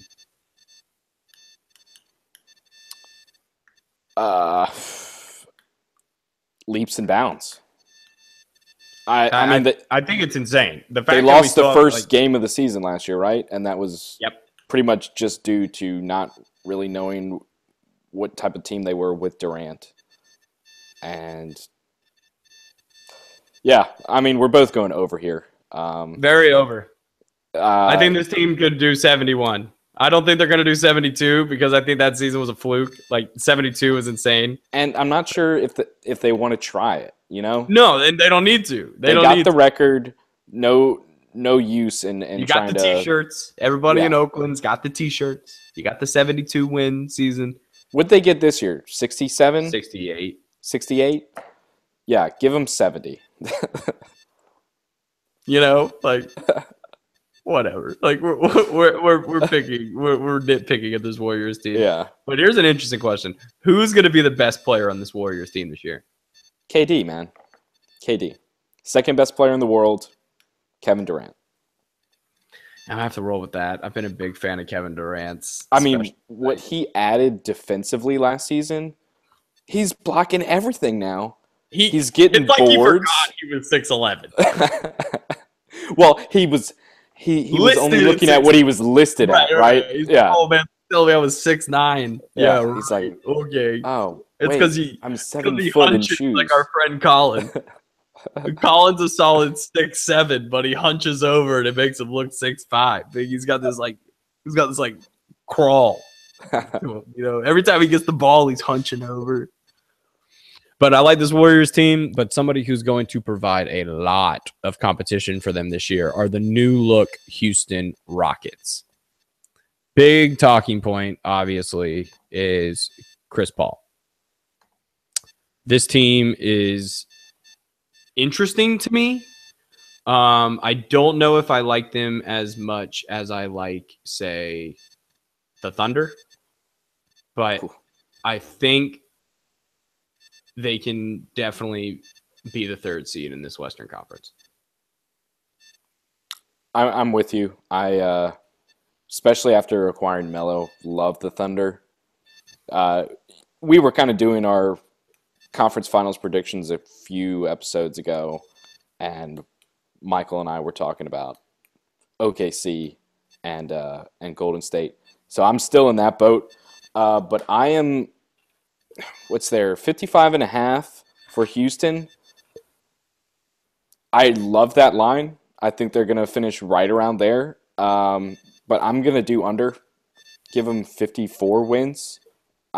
It's going to take a little bit of time, I guess, for CP3 and Harden to get acclimated. I think Harden also likes not having to be the guy every single play and actually being able to take some plays off. It might help him on the defensive end as well, not having to be the only playmaker on the team. But the top 4 teams in the West are going to be something special this year. It's unreal that these teams even exist. Like Chris Paul and James Harden shouldn't be playing on the same basketball team. Russell Westbrook, Melo, and Paul George should be playing on the same basketball team. And Kevin Durant and Steph Curry definitely should not be playing on the same basketball team. But we live in a special time. So I'm just going to soak it in, watch as much Rockets as I can, because it's going to be a fun team to watch. I'm taking the over just by 1. Man, 56. I don't see this team really stuttering out too much out of the gate because Chris Paul's game is very easy to integrate into other people, as opposed to if you brought James Harden into your team, that would be harder. But I think D'Antoni's got a way to work this out. Well, a team who's going to take a little bit of a knock this year will be the LA Clippers. Losing Chris Paul, but adding Patrick Beverley. Signing Milos Teodosic the greatest passer in the history of basketball. And what he did He's a in the 30-year-old preseason rookie. game. He's a 30-year-old rookie. We finally got him over here. It's insane that it took so long to get him out of Europe. And they signed Gallinari, way overpaid at $20 million, in my opinion. He's not on the court enough to warrant $20 million, especially when Blake's making 26 and DeAndre's making 22. He's just not on the court enough to warrant that $20 million. Yeah. I actually kind of like the Clippers team this year. I know we're going to talk about our guy in a little bit here, little Sin City, but I'm actually going over for the Clippers this year. I like the line of 44.5. I think it's a playoff team in the West. Give them 46 wins. I'm like Gallinari. Too, I like like 45. I'm not calling this like a 48, a 55 win team. Yeah, but Pat Bev, solid player. No CP3, obviously. Hopefully Blake can stay healthy and, maybe take the next step. Hold on. We gotta get well, let's bring up Sin City. Sindarius Stormwell, one of the, if not the greatest South Carolina basketball players of all time. The greatest in our hearts and minds. Yes, our hearts and minds. Number 0 in your program, number 1 in your heart, Sindarius Stormwell. I think he has a chance at minutes, maybe, but they just got to give him a shot. I think they like him. He balled out in the summer league, which has to count for something. I think he's gonna get some minutes. We've got Michael in here now. Finally in the call. Give us some Sin City stuff. Give us some Sin City love. Actually, Michael, give me some Nuggets real quick. Let's backtrack to the Nuggets real quick. Give me an outlook on the Nuggets. I need to mute the YouTube video because I was getting feedback. Because I was watching you guys this entire time. This is live. This is live YouTube, folks. Live YouTube. Here we go. No, dude. All right. So the Nuggets are gonna be dirty this year. Like they finally have that point guard. Did you just say dirty? Dirty. They're gonna be dirty this year. Like, all right. So last half of the season, you mentioned it a little bit, Colin. They were an offensive powerhouse of the last half of the season, all due to Jokic or Jokic. However you pronounce it. We were just looking up on it too. I'm pretty sure it's Jokic, but everybody pronounces it. I don't know. But the man was just averaging astronomical numbers at the end of the season, and now they've got Paul Millsap to get in there to just continue spreading the ball around. I don't think Millsap is going to be like, singular man trying to be the superstar in Denver. I think he's going to take almost more of a CP3 role. Obviously not running the point, but like he's going to be able to spread the ball out more to like these other people. Like, you got Gary Harris at the guard. He had a pretty good season last year. I do like Gary Harris this year. And then this also makes it so Kenneth Faried, he's playing the same position as Millsap. So it's like Kenneth Faried doesn't have to be the manimal all the time anymore. He can conserve that for the minutes he is going to be playing because Millsap's almost he's guaranteed to play over Faried. Guaranteed. And then, you look at the rest of the team. You got Jamal Murray. Moutier is still looking pretty good for how young he is. If Moutier can come up, if he can be that guy, yeah. Like, Moutier is a special talent. He's John Wallish in his athleticism, but his ball handling is just not what it should be. Yeah, if he can, now he's got guys around. Because, like, the Nuggets, like, 2-3 years ago, they were atrocious.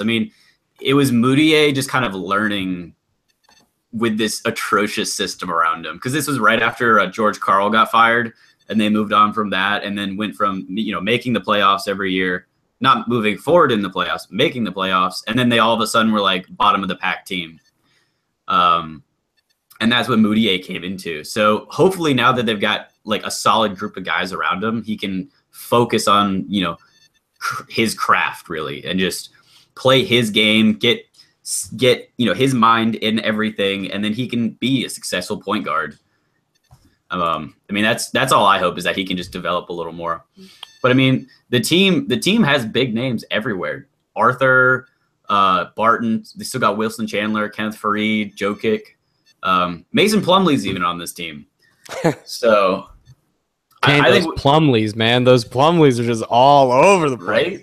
Right. I think we honestly have a good shot. I missed out who you said the top 5 were, but I think they have a good shot of being top 5. Creep in my top 5. I don't think I they're agree. on the Golden State. No, Spurs, I don't say they're on Thunder that level.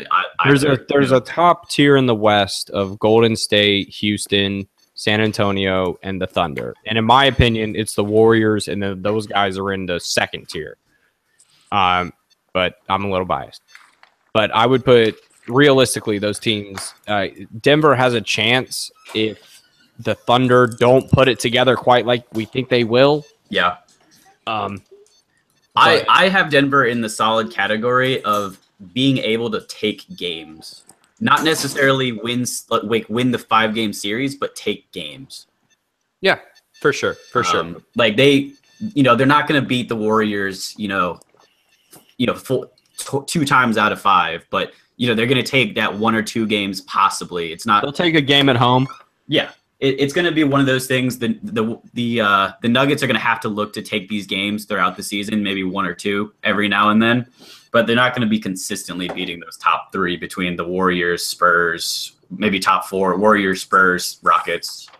So, well, let's take that. What is it, like a 3-hour flight from LA to Denver? Let's take it back to LA and bring up our boy, Sindarius Thornwell. Shout out to the 803 Lancaster Zone. He's got a chance to be special. They just got to give him the chance. And I don't know if the Clippers is the best team to give him that chance. I think he can. I really think that he, if given the opportunity, can be a very productive 2 guard in this league. yeah. Well, who are they starting at the 2? Lou Williams. I think Sin will get his opportunity. He'll get time. He'll definitely get time. But it might start pretty low, but I think, as the season progresses, you're going to see more and more of Sin on the court. Yeah. And Lou isn't going to be there forever. He's in his 30s. He's a one-dimensional player. I think the Clippers are actually a pretty good landing spot for Sin. Yeah. Not immediately, but later on. Right. Yeah. I mean, let him develop. He was a late 2nd-round pick. Like, he's not expected to come in and be a contender for Rookie of the Year. Well, not right across. They share a building. In the same building, the LA Lakers have really revamped this team to maybe not win right now, but after a free agent signing or 2, this team is going to compete again. Can't not talk about Lonzo. This guy, he's Jason Kidd reborn. His athleticism is out of control. This draft is going to go down as one of those Lakers drafts that Lakers fans are never going to forget. Kuzma, it was a steal with the Brook Lopez trade. Getting the draft rights from him was absolutely huge. This team, in my opinion, even adding Caldwell Pope from Detroit, it makes them fun to watch. It's more fun than the team they had last year. And Brandon Ingram in his 3rd year has a chance to really, really make a move. Kevin is going to have fun this year watching the Lakers. Our friend Kevin, diehard Lakers fan. Way better than last year. And they still have Jordan Clarkson. So what's going to be interesting is if Jordan Clarkson can also suck his gut in and, play the minutes that he should be playing, not the minutes that he wants to be playing. I think this team, are they trying to win right now, Michael? Like, this team looks like they're not there to suck, but they're not there to be great. If they are trying to win right now, I just don't see how successful they're going to be with that strategy. I guess every team's philosophy is they want to win games, but if they're in win right now mode, I don't think they've got the roster to do it compared to the rest of the West. I mean, it's just not there. I mean, they're definitely going to be able to win some games, especially against some of the lower tier teams. But, you know, are they going to be taking that many games off of the Warriors or anybody like that? Absolutely not. Yeah, I think their Magic has been making more plays at the future here, but he still kind of got a couple win now guys. You know, he didn't like D'Angelo Russell, so he turned him into Brook Lopez. Brook Lopez is a win now guy. Right. So that's kind of where my thought process was going on that, is that Brook Lopez is not there to chill and tank. Right, but I don't see this Lakers team tanking. I don't see this Lakers team making the playoffs, but definitely a much more competitive team than last year. We'll see how good Lonzo is as a rookie. Obviously, there should be added development from Ingram, from Randall, from Clarkson, all across from who's the guy who just dunks all over everybody? Larry Nance Jr. Larry Nance Jr. He's Vegas' I like favorite him. player. When he's at the summer league in Vegas, they love them some Larry Nance Jr. So their line is 33. I think that's kind of low because they couldn't have been too far off from that last year. They had to be in the 20s. Yeah, but maybe 28, 29 wins. You think they're going to get like 35, 36 this year? I could see them pushing for 35, 36. I just don't see them hitting 40. I don't know. No. I would put a solid 35 would be my guess if you said how many games they're going to win this season. Yeah, I'm definitely taking the over, but only by like one. They had 17 wins last year. Wow. They had 17 wins. So Vegas thinks they doubled their record basically with their not making the playoffs, making the 10th seed. But then, in my opinion, if you're not making the playoffs, then what's the point of not tanking? But then their pick is so protected that it's a top 3 protected pick. So they either have to be the worst. They can't settle. So they're banking on losing that pick. They shouldn't have high hopes on losing that pick. And then they should definitely have eyes on free agency. Paul George has to be their number one priority. If Paul George is not their number one priority, then they are not doing this right. Because Paul George comes in and completes that team, in my opinion. If Paul George comes in, that team can win. You think Paul George is going to leave the Thunder, though? Yeah, that's the thing. I mean, if you look question. at the Thunder, that's the question. It's enticing. I think the Lakers don't leave next offseason without Paul George or Melo, because I don't think Carmelo and Paul George stay in Oklahoma City. But Melo would be not plan B, C, D. He would be so low down from. See, I think Melo is he's the guy to go. If it doesn't work out there, I think Melo's the man to go, honestly. They blame it on Melo. He's the one you're going to blame it on. Melo is the guy so that they can say they have their big 3.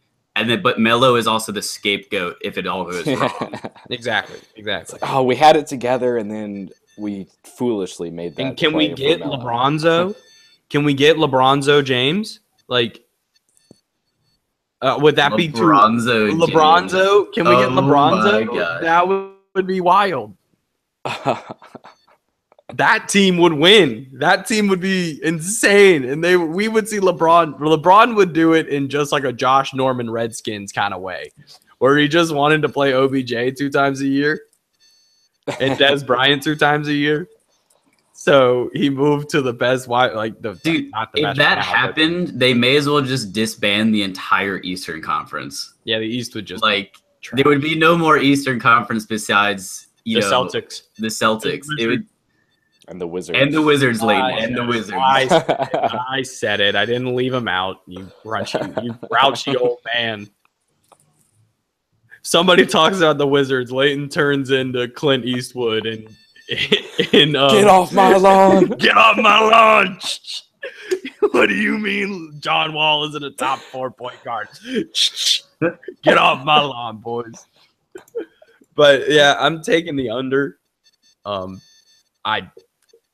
Maybe 28 wins. It's not what they want, but it's what they're gonna get. this Western Conference is too good. These guys are just too inexperienced, in my opinion, to really make that big of a difference. And Brook Lopez is not going to be the one who comes in and makes the big change. But then, like, take that roster and put them on the Nets. That team makes a play for a playoff spot, right? Definitely makes a play for a playoff spot, but I still think Philly's a better team. Yes. Definitely. Michael, you taking the over or the under? I think it's. I guess I'll give them the benefit of the doubt. Take the over. I'll take the over. We'll say they would take some games from people. We'll make this next one short because there's not really much to talk about with the Memphis Grizzlies. Grit and grind is over. Yeah, it just doesn't look good in Memphis. They're gonna have to trade Conley and they're gonna have to trade Marc Gasol. This team has to start over, somehow make Memphis appealing, somehow. Signing Ivan Rab is not that big of a getting him from the draft. Like that's fine, but he's not going to come in and replace Zebo's production. At least they were able to finally bring back JaMychal Green. Brought him back. A huge blow. Get excited. They're going to retire Tony Allen's jersey. Get excited. First night, retiring Tony Allen's jersey, putting it up in the rafters. Is this the first 3-and-D guy whose jersey's ever going to get retired? Yeah. Who retires a guy who averages like 7 points a game? The Memphis Grizzlies. That's who. The Memphis Grizzlies. Does that just show first team all defense? The caliber of the Memphis Grizzlies right there? Is that just? It also shows how much they care. Yeah, that's an organization that sticks with their guys. Yeah, and see, Colin, you were talking about trading Conley. They're not going to do that because they're like the Indiana Pacers of the West. They're just not going to fold. They are going to live with this team until Conley is 45 and out of the league. That's not the smart basketball move. They need to start. It's Memphis, man. They're just going to keep grinding at you. Yeah. How many games did Memphis win last season? Like, I don't know, 41, maybe? 41. Yeah, like maybe 41. Oh, I just got a Shams bomb. This is Sham Charania. Cleveland is in advanced talks on a deal to send Richard Jefferson and Kay Felder to Atlanta.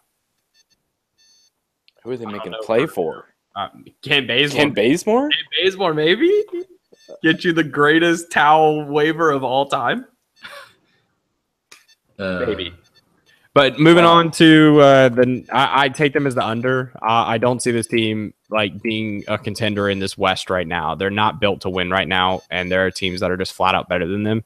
And they're a team that Mike Conley and Gasol can only do so much. And when this team has only been successful because Gasol is making like desperation turnaround jumpers at the last second and winning games, that is not the basketball you need to be playing. You need to seriously look at yourselves and see what you got going on. But a team that did look at themselves and say that we could turn this around, the Western process, if you would. Ooh. The Minnesota Timberwolves. This team is here to play. This team is here to stay. Trading Zach LaVine and Chris Dunn for Jimmy Butler was one of the best basketball moves of all time.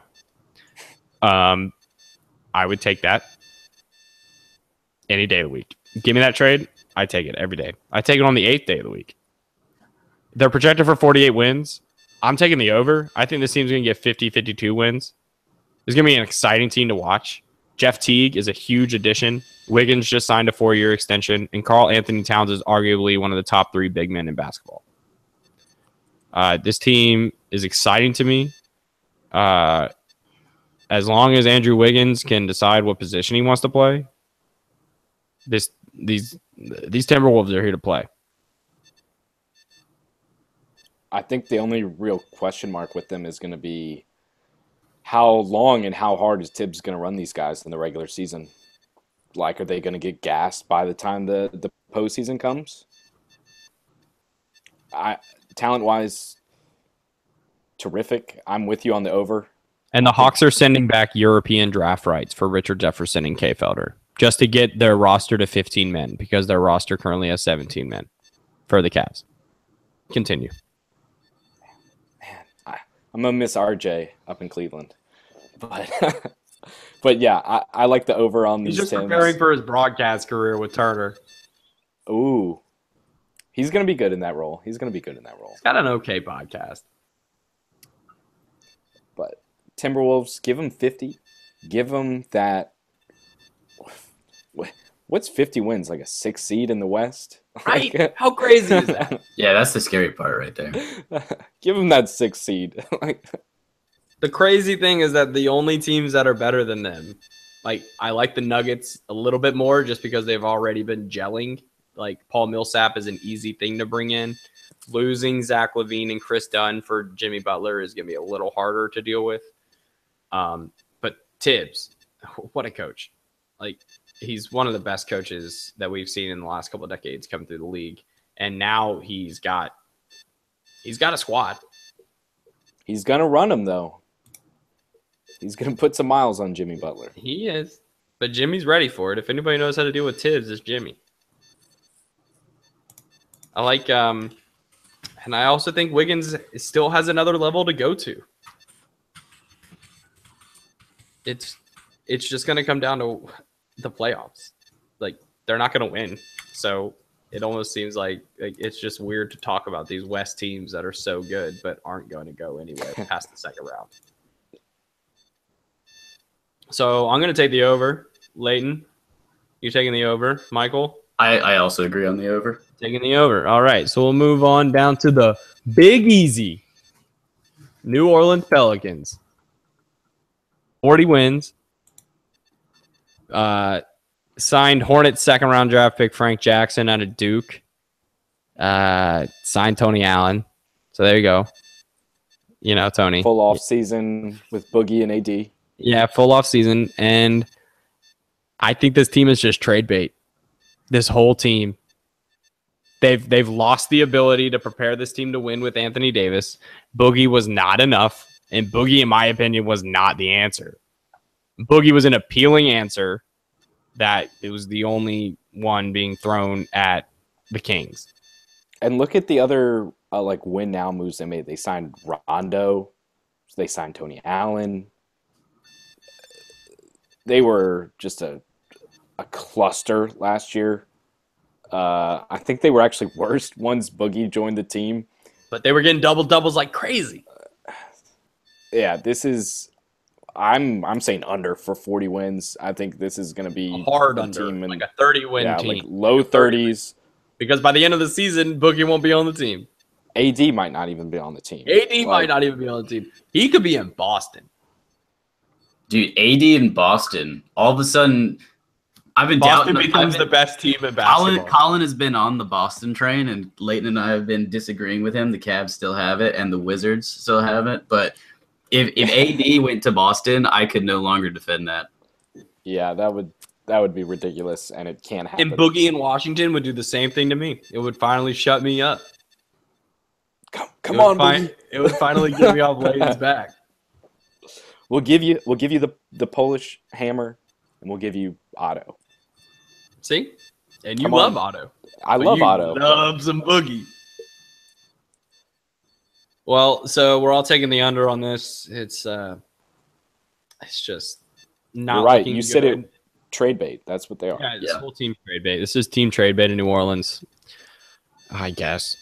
But one team who made every move you can make is the Oklahoma City Thunder. Sam Presti already locked up Executive of the Year. For sure. Signing Russ to the biggest contract in basketball history, getting Paul George and Melo, but losing Cantor. So now Adams has to do it all. Is this team deep enough to compete in the West, Layton? Or is this just going to be a fun team to play in 2K? I'm high on this team. I think this is the best threat in the West for the Warriors. I think this is Warriors Thunder. That is going to be the Western Conference Finals. And I think Oklahoma City could steal a game or two from them. It's still the Warriors league, but Paul George and Russell on the same team, and Melo just kind of sitting back, hoodie Melo launching shots. I could see him being extremely efficient. His defense is going to improve. He's going to be sneaky good. And the Thunder are not going to be sneaky good. They're just going to be good. Really good. I don't like their depth. I don't like their bench at all. You have to have a bench. You do. But you have to. Like, I don't like either the Rockets or the Thunder's benches.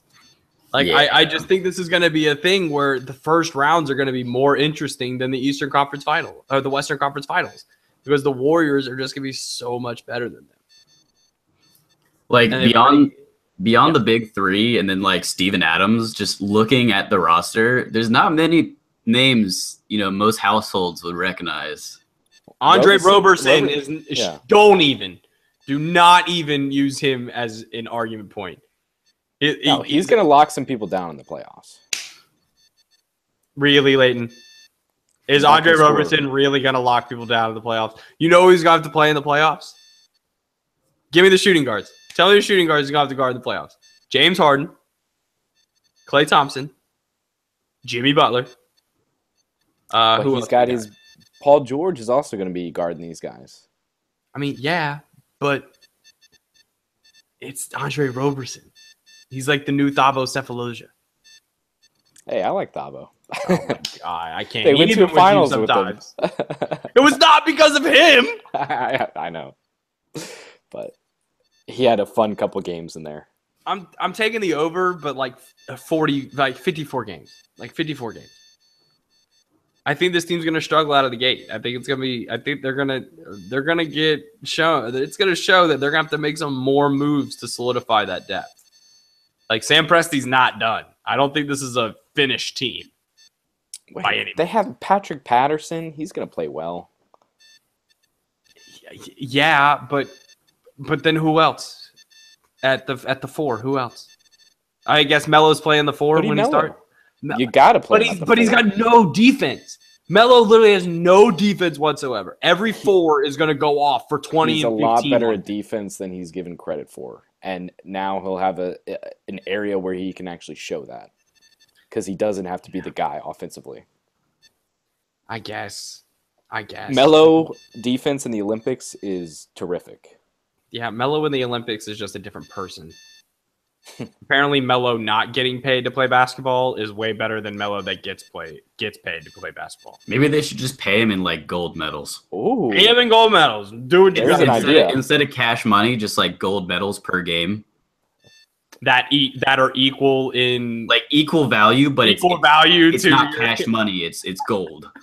Yeah, because he's going to be sitting there thinking like, oh, I can make a play at Phelps' record. I could get Phelps' record. Oh right? My God, I could do it. I'm taking the over by 1 game. Michael, what do you got? I got the over, but not by much. Like you said, like maybe 1 game. Layton's got him at like what, 62, 63 wins? No, I think regular season wise they're going to be right where you guys are talking, minimally over.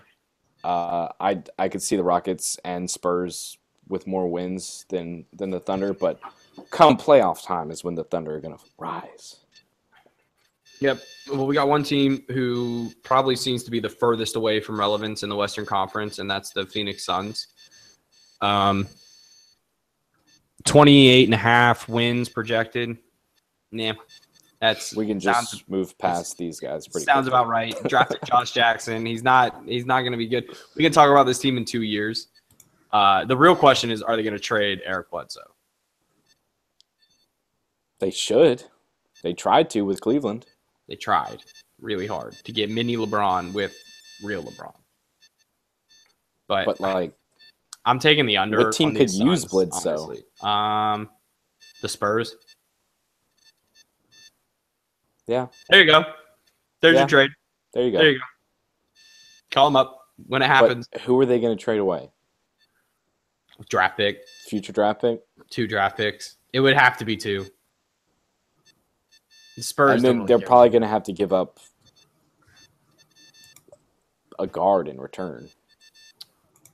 Patty. I'd take Patty Mills in exchange for that. I'd take 2 first-round draft picks and Patty Mills. They might even be able to do just 1 draft pick and Patty Mills. Yeah, Patty Mills been showing out. That's for sure. But yeah, we can move past these guys. They're nothing more than a fun young team. I'm taking the under. Layton, you're taking the under. I'm taking the under, and the best thing about these Suns are their athletic trainers. What? They never get hurt. They have the best physical training program in the world. They never get hurt. They almost have those hyperbolic time chambers that LeBron has. They don't actually practice. Just after games, they're just getting those. Yeah. Bledsoe must do something and forget to go to those meetings or something. All right, boys, we're down to the final 4. Let's roll into the weirdest city on the planet, Portland. Got the Trailblazers coming at 42.5 games. I like that line for this team. I think they're in prime position to exceed that. Nurkic, Joseph Nurkic is coming in. The other one. He is an absolute stud. What a diamond! He was phenomenal with them. Phenomenal coming out. I don't like that they had to give away Allen Crabbe. I really don't. I feel like he's the perfect guy to bring in to keep CJ and Dame's productivity alive after they're on the bench. But picking up Zach Collins and Caleb Swanigan were big. They give them both of those picks. I like both of those players and gives them great depth in the front court. It's just going to be – they only have Shabazz Napier is their only other point guard, but they got Patty Connaughton back, and he's going to be playing baseball for the Orioles next season. You heard it here first. Oh, no. He's way better as a pitcher than he is as – he was drafted by the Orioles early in 2012 or before when he was still playing ball at Notre Dame. Dang, that's just the pull. That's just the pull of the NBA, man. But he'll make more money off a minimum contract in the NBA than he would playing baseball right now. But no, he's going to be with the Orioles soon. Well, I like the Blazers. I'm going to take them to probably about 44 wins. They're definitely locked in for the 6 to 8 seeds. But it's going to come down to how much can Dame do besides make a great rap album. No, you're laughing. It's really good. It came out last Wednesday. He's going to be playing a lot of minutes at the 1, too. Yeah, I like McCollum at the 1. McCollum's a special kid. He's fun. He's really fun to watch. I listened to a Q&A that KD did today, and he was saying how McCollum, along with the Greek Freak, are some of his favorite players to watch in the NBA. So I'm taking the over. I'm sitting him at 44-45. Lane, what about you? I'm right there with you. Michael? Yep. 1 or 2 games over the line. Yep. So let's move on to the college all-stars. The Sacramento Kings. 28 wins projected. So. Off-season signing Zach Randolph, George Hill, and Vince Carter give them some veteran leadership there, which is huge because their draft is going to go down as one of the best drafts ever if these guys pan out. De'Aaron Fox is a freak. Harry Giles was the number 1 player coming out of high school before he tore his ACL. He'll be back in December. Justin Jackson was the best player on North Carolina last year. And Frank Mason was arguably the best player on Kansas last year. So when you get a guy from Kentucky, Duke, North Carolina, and Kansas, arguably the 4 best college basketball programs in college basketball, and you took the best, maybe not Harry Giles, but the best players off of those teams, they're coming from good stock. It's not like you're pulling a kid out of, I don't even know, Florida A&M. And get it in the first round, just a good talent. These are good talents coming from good coaches and know what winning basketball is like, and that's good. Unfortunately, they're in Sacramento, who haven't had winning basketball in a few years. But I like where this team is headed. Don't forget, they added all these kids to Buddy. Oh, right. And they added Buddy Hield because they got Buddy Hield in the Cousins trade, and Buddy Hield has the chance to just Shoot. drop. Let Buddy shoot. Just let Buddy shoot. Let Buddy shoot. Just give him the ball. He's like Airbud. I'm gonna call him Airbud. Dude, he's awesome. Just give him the ball. Just give him a chance. I mean, this team, as long as George Hill isn't too mad about, eventually not starting to De'Aaron Fox, this team is going to be fun to watch in like two years. They're going to be really good. But yeah, I like the upside there. Yeah, it's just an upside pick, but it is what it is. So I'm going to take the over on the Kings. I'm giving them 31 games. I think they're going to surprise some people. I think when Harry Giles comes in, it'll give if Harry Giles can actually do what he's been saying he's been doing since his Ball is Life videos, this Kings team is going to be not one to mess with in the upcoming years. But a team who, so Michael, you taking the? I'm taking the over, dude. The Kings are going to be the 9 or 10 spot in the Western Conference. Ooh, I wouldn't say that, but I'm also taking the over. Yeah, I'm taking over here too. I think they have enough win now guys with Zebo and Hill and Vince Carter to go with Buddy Hield and all the new guys. Yeah, I think they're going to push for 33, 34 wins. Well, let's move on to a team who does not have to worry about not making the playoffs. Because I think it's written in the code of how the world works that the Spurs make the playoffs, no matter how bad they seem as opposed to the year before.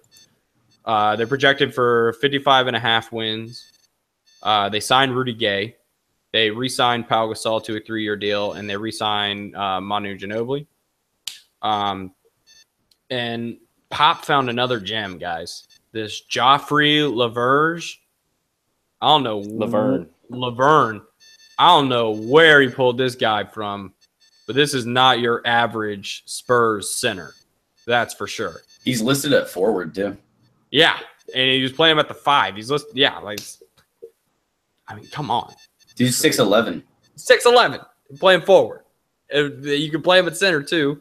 And you still got Aldridge. You still got Kawhi. You still got Tony Parker. How old is Tony Parker? Like 45? 68? Yeah. I was thinking like 85. Right, he's up there, man. He's getting delirious because all he does is run in circles around the court. Right. And he forgets he's not in track. He knows where the out of bounds line is, though. That's good. He does. But I like the signing of Rudy Gay. I think this is going to be big coming down in the season, is that Rudy Gay could win 6th Man of the Year. Because he doesn't like to not score more than 15 points a game. It's just not who Rudy Gay is. Not when he was in Memphis, not even when he was at the Kings. He's a scorer. He loves to score the basketball. And I don't think Pops had a guy like that come in because they thought Aldridge was going to be that guy, but he has not panned out to what he should be, at least with the Spurs. He was a killer on the Blazers, but he just hasn't been able to make it with the Spurs because he's trying to play the Blazers game, and that's just not what Pop needs. It's not what Pop wants either. And we're talking about Greg Popovich, if you're catching on that. Not Pops as in Tony Parker. Yeah. Oh, man. He's old Greg. But I think this season, giving them a whole offseason to work out what it's like for Aldridge and Kawhi to coexist. I think if they can figure that out, they're right up there for the 2 seed in the West. I think what's going to be interesting is going to be the Western Conference semifinals when you have the Warriors playing the Rockets and the Spurs playing the Thunder, or the other way around. Right. That's really going to be when basketball ticks up for people, because that's when it's going to be the stars will be out for that. But I'm going to take the over on the Spurs. I think the Spurs team has a shot to win about 60, 61 games. I love the line for this team. Pop value makes me Pop tells me to do the over here, so I'm going to, but I'm going to say it's right there, like 56. What you got, Mike?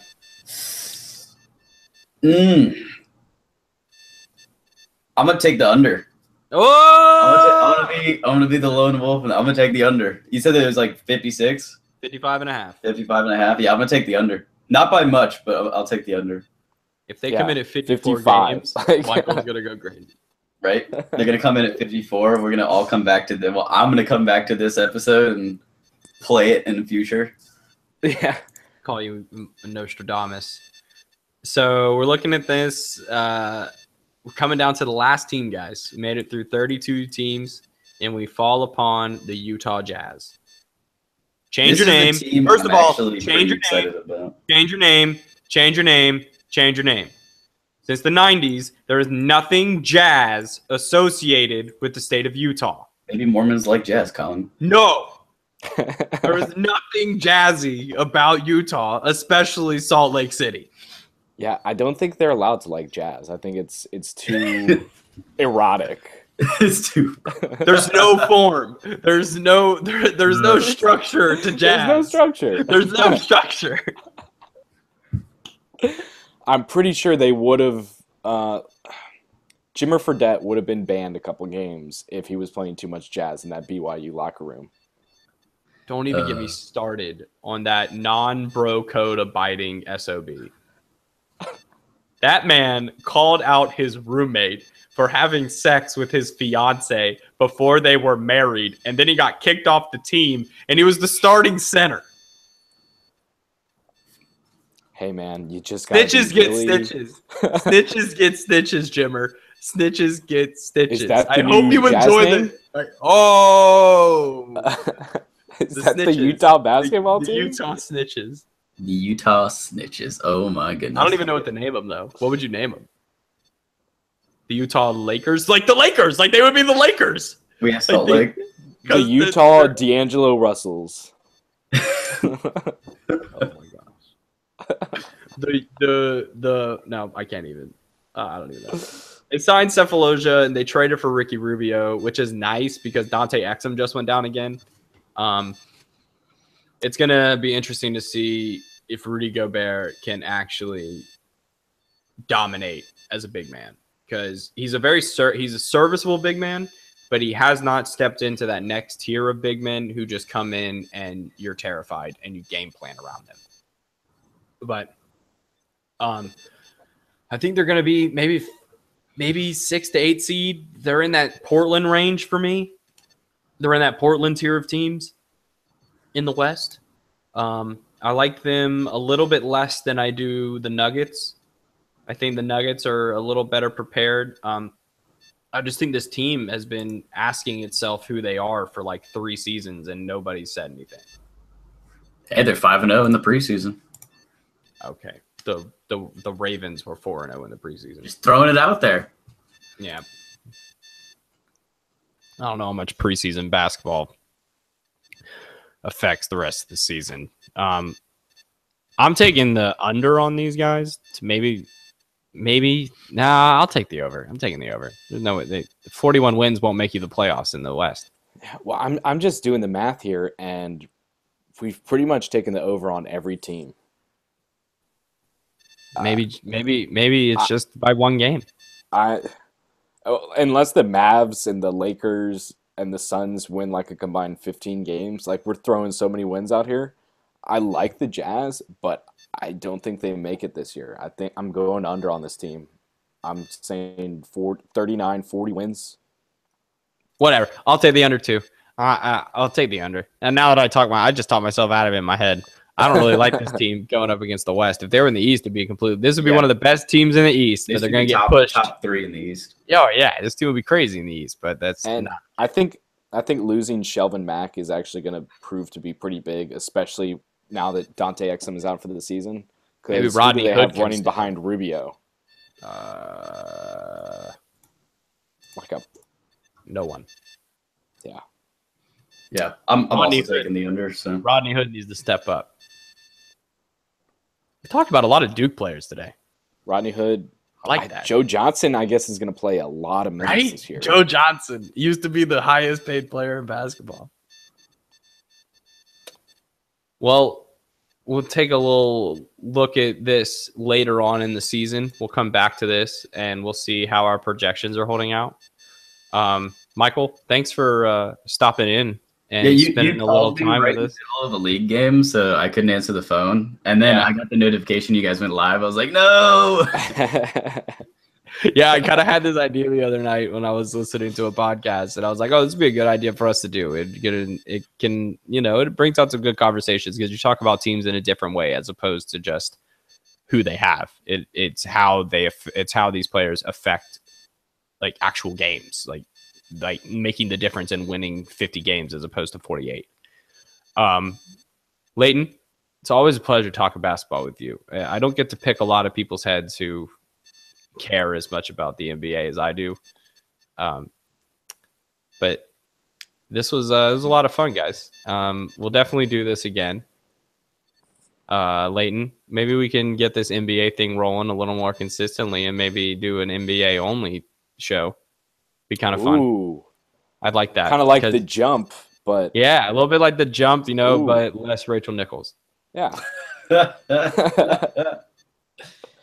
Or and Chauncey unfortunately Billups. Not a talented cast of none of us have any NBA or at Tracy least McGrady. AAU. Yeah, we don't have any AAU experience to even try to validate our lack I of did basketball win skill. a recreational U18 championship, went undefeated. I rode the bench for my 5th grade basketball team, and my dad was the coach. I play occasionally. So we're very good. We are very, very qualified to talk about basketball. I just want everybody listening to know that. Dude, pick up 5s and Strom, man. Those hold credit. Dude, those pickup 5s at Strom at USC are no joke. Yeah. I mean, it gets heated. It gets real. I mean, I Especially- remember back in the day, Bruce was in there playing. Carrera. Michael Carrera used to be up in dude. there because he never made the tournament. The Venezuelan Viper. Well, Always a good pod when you can throw in the Venezuelan Viper. it's always a good one, I talked to him at a bar one time at what's the last call bar down by Horseshoe? no, down by Red Hots. That was where Red his Hots spot. used to be. Down by where Oh. Red Hots used to be. They served great cheese fries. Bar Great- none. Bar none. Yeah, bar none. Yeah. I was hanging out in Bar None, and he watched me spill a beer on myself, and it was really embarrassing. But it was a nice Well- conversation to have afterwards. But Well, we saw him sitting by himself up in the left corner of the end zone at one of the football games. Oh, that was hilarious. I remember they put the camera on him that game. We were right next to him and like, yo, do you want to chill with us, Michael? Like, what's going on? He was by himself. just a sad guy. Yeah. Well, guys, this was fun. Layton, always a pleasure. People can find you where? Just hit the name, yo. Layton, Mark Wood. Michael at the picture. At the picture, the Chunky Taco. Find me on all of the social media there. You can find me at _C Morris. This has been Consistently Inconsistent Sports, and this is us signing off. Go Cox. And Go Wizards. Cox. Go Cox, baby. Gonna beat the And more. Bulls. Yeah, beat those Bulls.